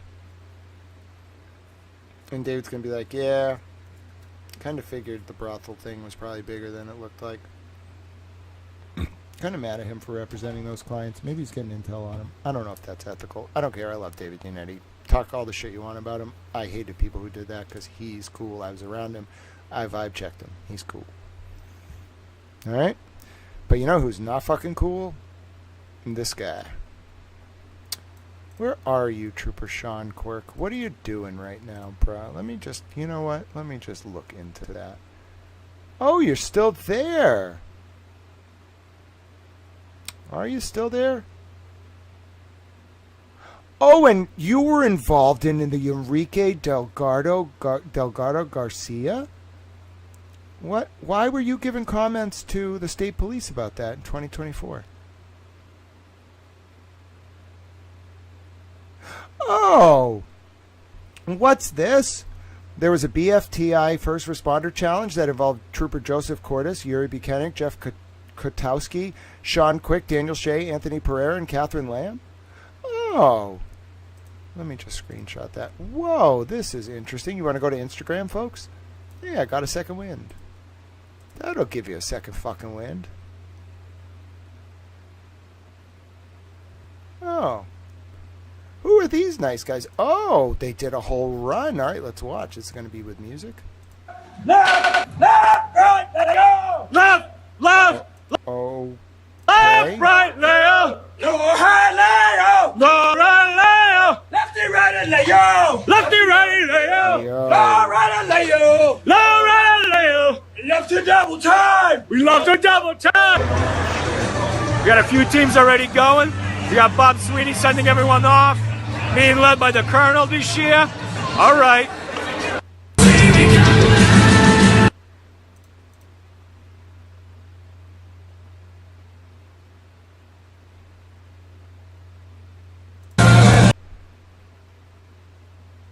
Dude, my mom's involved with the 100 Club. Oh my God, this is bad. Any faces you recognize? Oh, is that Yuri? Oh, dude. Dude.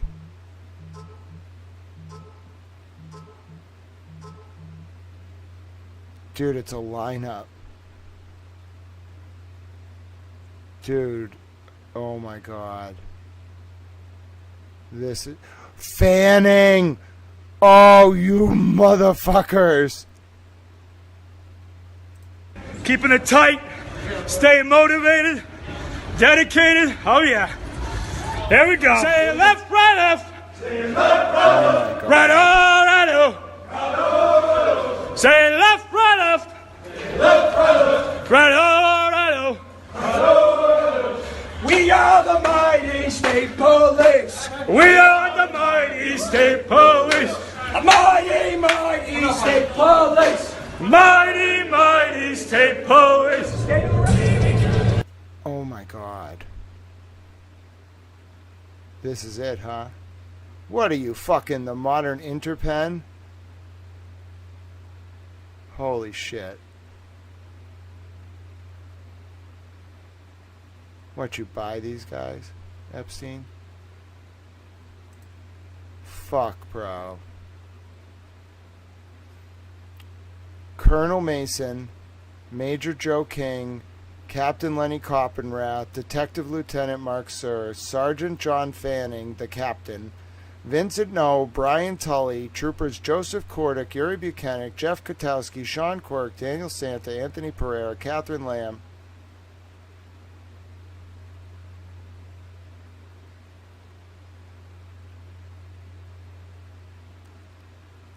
Who's... Dude, this is it. Oh my god, someone tell Boozy Beauty. Yo. When was this? 2020. Oh my god. You're staring at it. Dude, Frank Sturgis, eat your fucking heart out. Oh my god.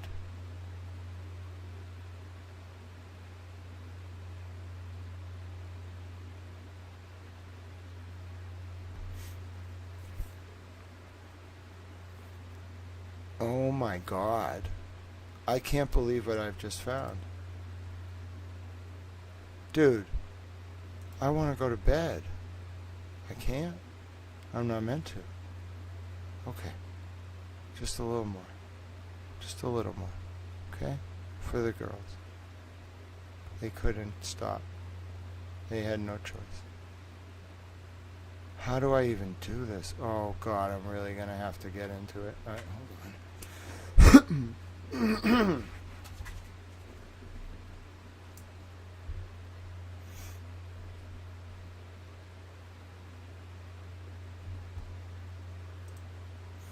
Ladies and gentlemen, my name is Grant Smith Ellis. In what has been perhaps the most intense day of my life, and I'm sure the lives of many others, it has basically been all but confirmed that Jeffrey Epstein traveled to Canton, Massachusetts. You are looking at what might be the core of what turned into a Gestapo unit to enforce Jeffrey Epstein's cop-run ring of brothels, one of which was in Stoughton, that may have groomed young girls and then serviced high-ranking Democratic politicians across the country. It was bad enough that I found out I may have been talking to Ghislaine Maxwell and Jeffrey Epstein on Reddit for 5 years. They were using fake accounts and literally trying to groom me. I'm disgusted. But it gets worse. Why? Because Jeffrey Epstein didn't just go to Canton. He went to Canton on a specific date. He went to Canton on July 8th of 2014. Why is that date so important? This date right here. Why did Epstein leave his island late in the day or early in the day, somewhere in July 7th? His staff was talking about him the next morning, the visit the day before, and how they had to clean. Why is he flying up to New Hampshire, going to Dunkies, then going to Starbucks, probably dropping off the Starbucks, and then staying with Ghislaine Maxwell in New Hampshire? Why is he doing that, and then going right down to Stoughton on July 8th for what looks like a business meeting until late in the night, when he grabs a Dunkies, and then by the next day is back in New Hampshire on 7/9? Well, folks, during that time in 2014, you are going to come to find out that there was a woman named Tiffany Overstreet. Tiffany Overstreet was set up by Robert Devine. Tiffany Overstreet was targeted by the state police. Tiffany Overstreet was in a sexual relationship starting in the fall of 2023 with Robert Devine. And it went bad, and she clearly threatened to go public in the summer of 2014. Jeffrey Epstein likely went to Stoughton to meet with Robert Devine about this, and what came out of that was a serious police report setting up, with multiple subpoenas to multiple companies, setting up Tiffany Overstreet for an arrest over charges that were quickly dropped a few months later. This state police unit, which we're going to talk about, is the Norfolk District Attorney State Police Unit, Okay, they literally went into her house and arrested her. Divine literally baited her. He called her the night before, told her he had withdrew the HPO, and then had her arrested. December of 2014. It was an Epstein job. Now you might be saying, okay, so take me through this, Grant. Why does Trooper Sean J. Quirk, why is this leading to this picture? Because every person, you're going to see in a certain section of this report, that there were people who went to an attorney's office. The attorney's name is Timothy Burke. He currently represents Brian Tully. He also has a second-degree connection to Leah Genduso through the trooper that got Genduso hired despite a prior drug conviction and then slept with her for a bunch of years. It's David McSweeney, a guy named Kevin Mullen, Trooper Sean Quirk, and then Attorney Burke. Okay? Along with Robert Devine, who is now involved in the investigation, like lost his license as a cop because he's involved with the Sandra Birchmore case. Okay? All of these troopers. This was the detective lieutenant in charge of the Norfolk State Police Unit in 2014. All of them, as recently as 2020, are pictured together here.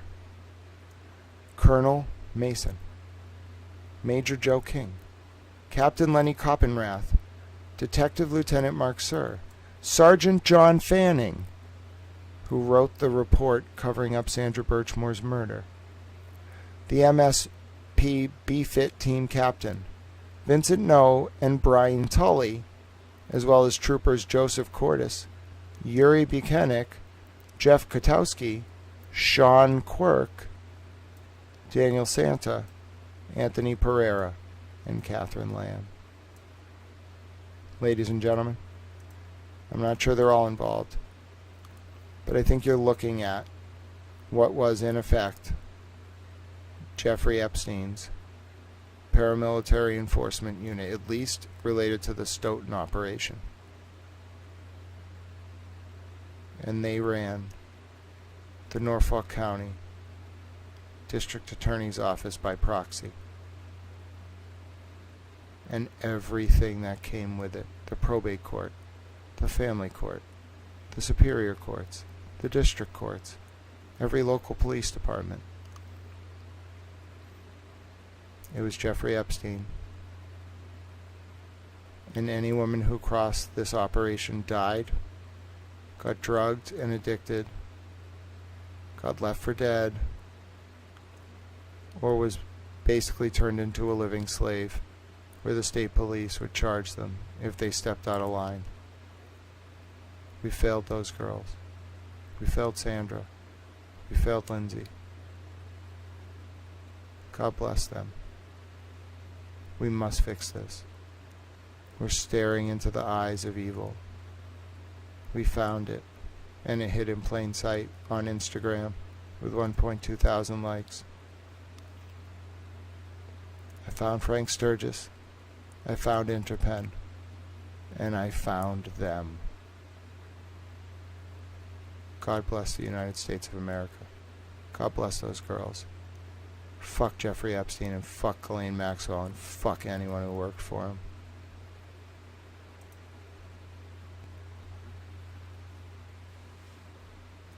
I did it. I couldn't go to bed. I was meant to do it.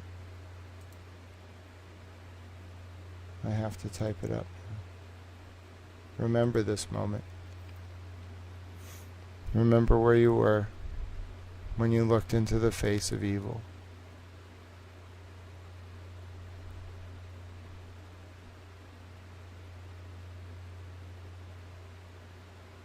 I hate them all so much.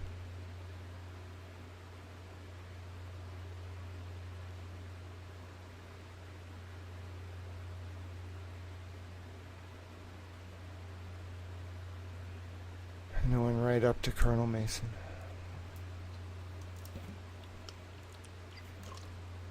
Dude, they own the state police. For a long time.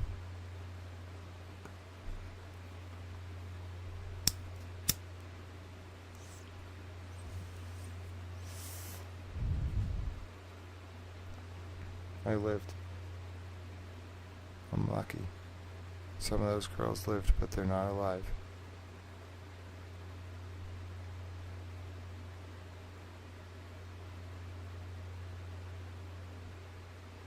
I would do it for them 1,000 times over.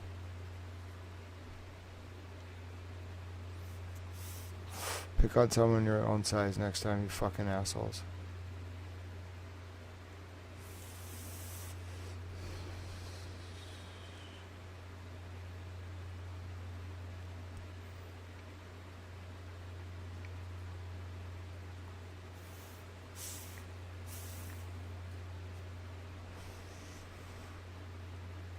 My own mother, man. 30 as can fucking be.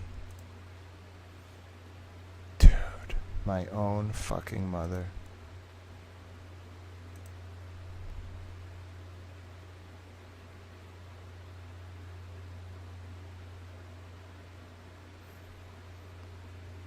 Alright, how do I even write this up? I guess I'll do it as a repost of the most recent post.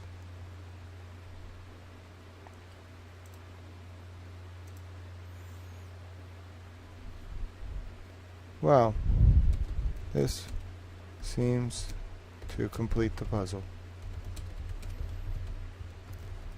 There was something called the...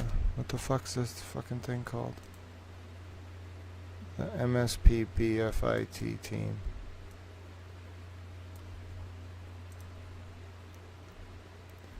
That links together the number of men who, including the former colonel of the state police,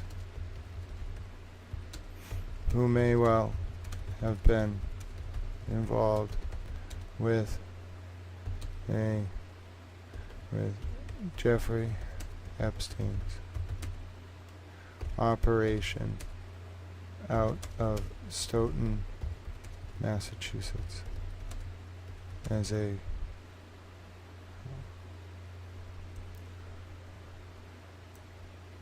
okay. I'm so tired.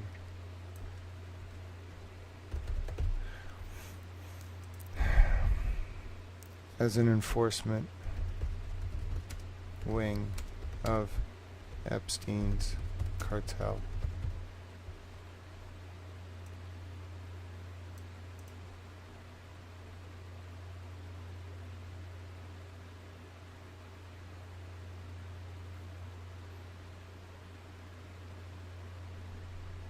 I can't believe I just wrote that.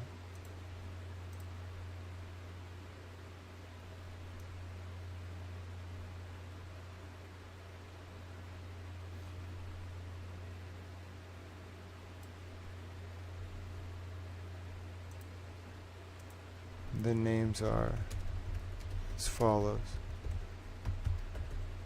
Yeah, this is Rico.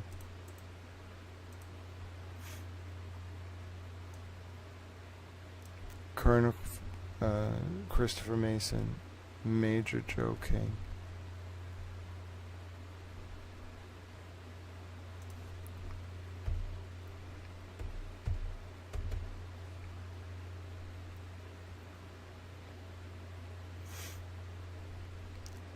It seems that almost all of these men were somehow connected to Robert Devine and a ring of police who were targeting young girls, grooming them into a brothel, and then strong-arming those women into either working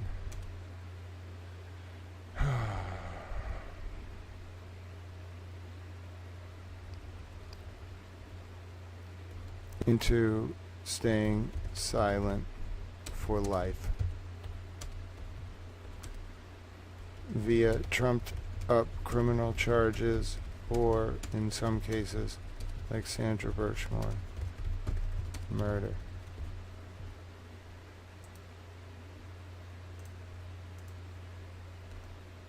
Let's link it together. Devine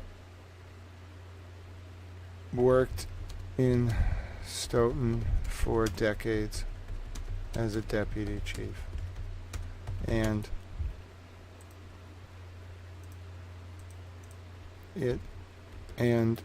Ghislaine Maxwell visited Stoughton for the first time in 2006, apparently to set up a brothel run by cops as pimps / enforcers.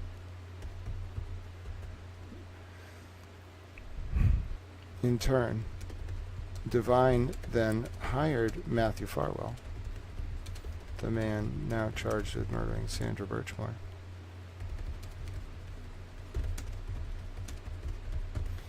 And Devine nearly blew the entire operation when a woman named Tiffany Overstreet almost exposed Devine in the summer of 2024. Interestingly, Epstein personally paid a visit to Stoughton on July 9th, 2014, and within months, Overstreet was targeted by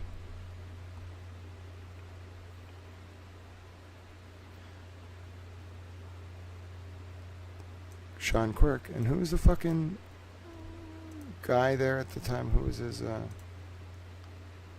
by Sean Quirk, by Norfolk DA SPDU trooper Sean Quirk. And then who was the fucking other dude? Kevin Shea. You on this thing, Kevin Shea? Don't tell me Kevin Shea's on this list too. No, but we have enough other connections. Especially the guy who wrote the report.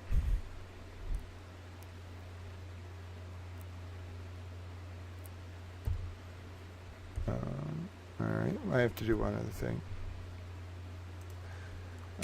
Yuri Buchanan and John Fanning also worked there. Hold on.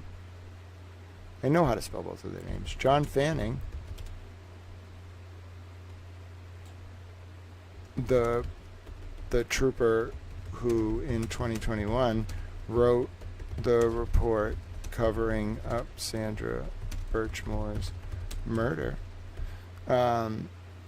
also worked in Stoughton as a cop before going on to work at the Norfolk, we figured it out, DAs, this is a fucking interpen of Massachusetts, MSP unit, as did Yuri Buchanan. They're all literally all tied together, bro. There's shit I'm not even seeing in here. Alright, so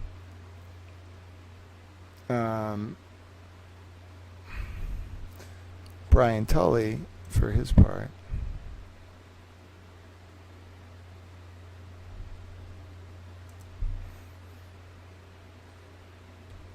for the Norfolk DA, SPDU, Norfolk DA's MSP unit,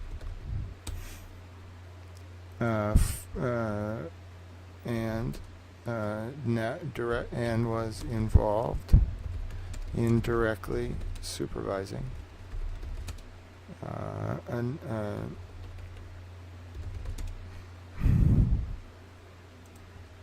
Stowski and Shea and Buchanan. Yeah. Oh, he was already a detective lieutenant. So he was already in 2020. Yuri Buchanan, Jeff Kotowski, Sean Quirk. Anyone else?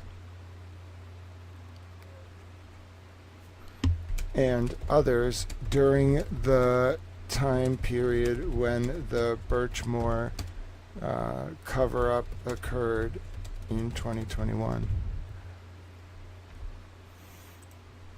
this unit, this Tully's MSP unit, in turn, was also involved in both the Karen Reed and Turtle Boy prosecutions.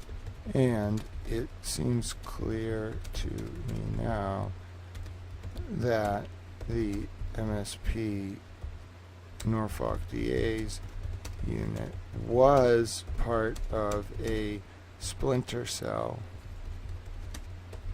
within MSP that served as a what did I fucking call them earlier? What the fuck are they? They're like a fucking mercenary. Served as I called them like a fucking paramilitary enforcement unit or something. I had a good word for it. That served as a private army and prosecution force for Mr. Epstein. In short, Massachusetts, meet your modern Interpen. And yes, it is that bad, if not worse. This is the unit. Oh my God, it's them. I can't believe we found that live. I can't believe I'm so out of strength. I can't believe we did this. We solved it. It wasn't just the MSP unit. It ran right to the top of MSP. It was Epstein. Epstein corrupted the state police.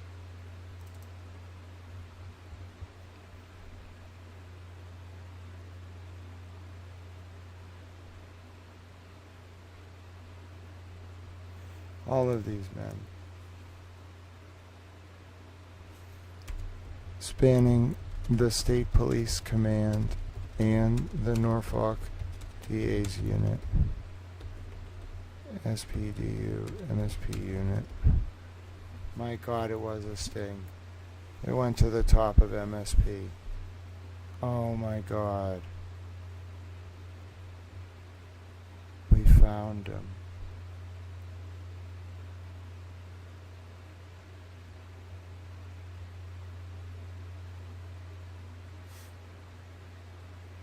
Wow. This is gonna be the end. I can't do anymore. How did I fucking find that? How did that happen? It was like fate. It pulled me towards that. It was there the whole time. It was just there.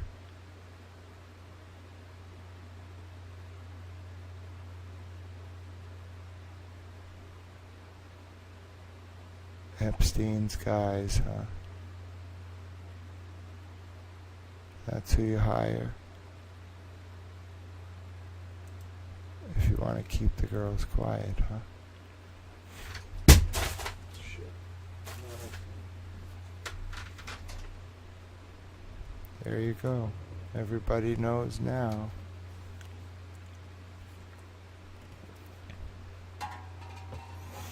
That was the most intense day of my life. As long as I live, I'll never live through a day as intense as that. Oh, God bless you to the person who sent a donation.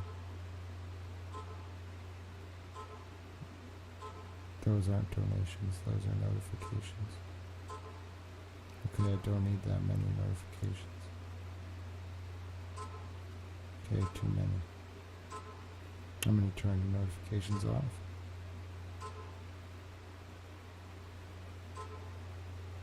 A lot of fucking notification.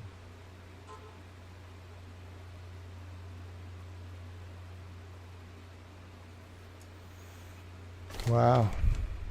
What a day. I got so many notifications, they just wouldn't stop. I had to stop them. I tried to stop them, they wouldn't stop coming. I don't know what to do. I guess I should go to bed. You all know what happened now. I'm famous? I didn't know. Nobody told me that. Wasn't really trying to be famous. I did do a towel poll though. Is towel officially moving on from a little towel to a big towel? And 89% of 200 or so of you voted yes, we are proud towels. And 11% voted that you hate puppies. I don't know why you hate the puppies. Puppies are so nice. Catholic Church is good. You gotta just reform Canon 904B in particular. If you look at Canon 904B, it will tell you a lot about the church. Crimean solicitationes was a terrible doctrine. It allowed violations of the sacrament of penance to be reported only internally to the Congregation for the Doctrine of Faith. And Papa Ratzinger in the 80s, who went on to become Pope Benedict XI, was in charge of the Congregation for the Doctrine of Faith. And he moves those fucking predators around. I hate people who hurt kids. I hate people who use the church to hurt kids more. I hate people who use the government to hurt kids. I hate people who use the police to hurt kids. I hate anyone who hurts kids. Don't fucking hurt kids. Don't hurt women. They can box if they want to. But don't fucking hurt them. If they want to throw themselves in the ring with autonomy, don't force them. We treat them equally. Don't hurt kids, don't hurt women. No civilians.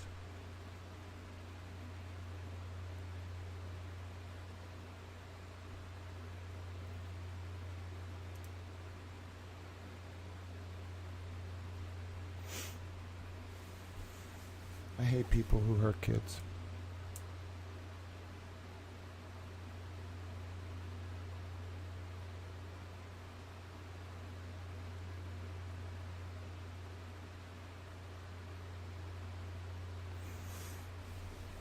Yeah.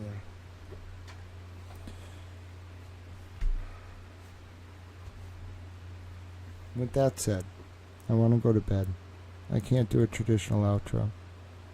I'm so tired. I don't know what's going on. I know what's going on, but I also need time to reflect. Please keep a little towel in mind. I'll continue activating my safety plan. And I think, like, just to keep people around me safe, I'll just take some time off, you know. And we'll go from there. We'll pick up the pieces of our lives and try to make sure those girls are safe and protect them and protect each other and hope that this all gets better. Not hope, make it better. I didn't get here on hope. Someone once told me they didn't get where they are being nice. Really pissed me the fuck off. I set out to prove to them there was a different way. And I want you all to know I got here by being nice. I was a little bit of a dick, but it was from a good place. You can do it. I love each and every one of you very dearly. I'm sorry I can't. I can do it. I've done it my whole life. I've done every stream. I can do my outro. It's a public information service. It's designed to educate, inform, and entertain the wider public. I use entertainment as a hook to engender cogent public discourse and ward off the usurpation of our representative forms of government worldwide.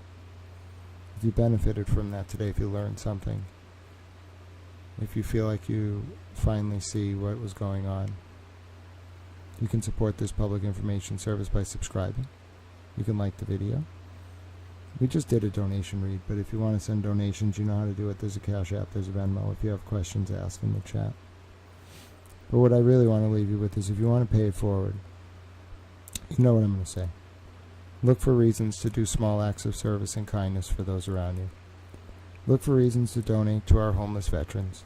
There should not be one veteran homeless in the United States of America against their will. They want to go live in the woods, we're not going to stop them. But they served our country.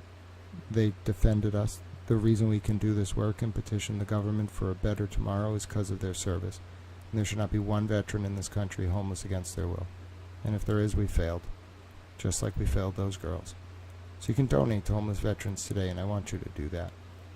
Now, if you want to donate to animals, because we all love our fluffy friends, and you might be thinking, I want to help veterans and animals, well, have you considered donating to a charity that maybe is an animal shelter run by veterans? Maybe it's a charity that helps veterans get service dogs or something along those lines. Look for reasons to help our animal friends and our veterans. Animals can't defend themselves, you know what I'm saying?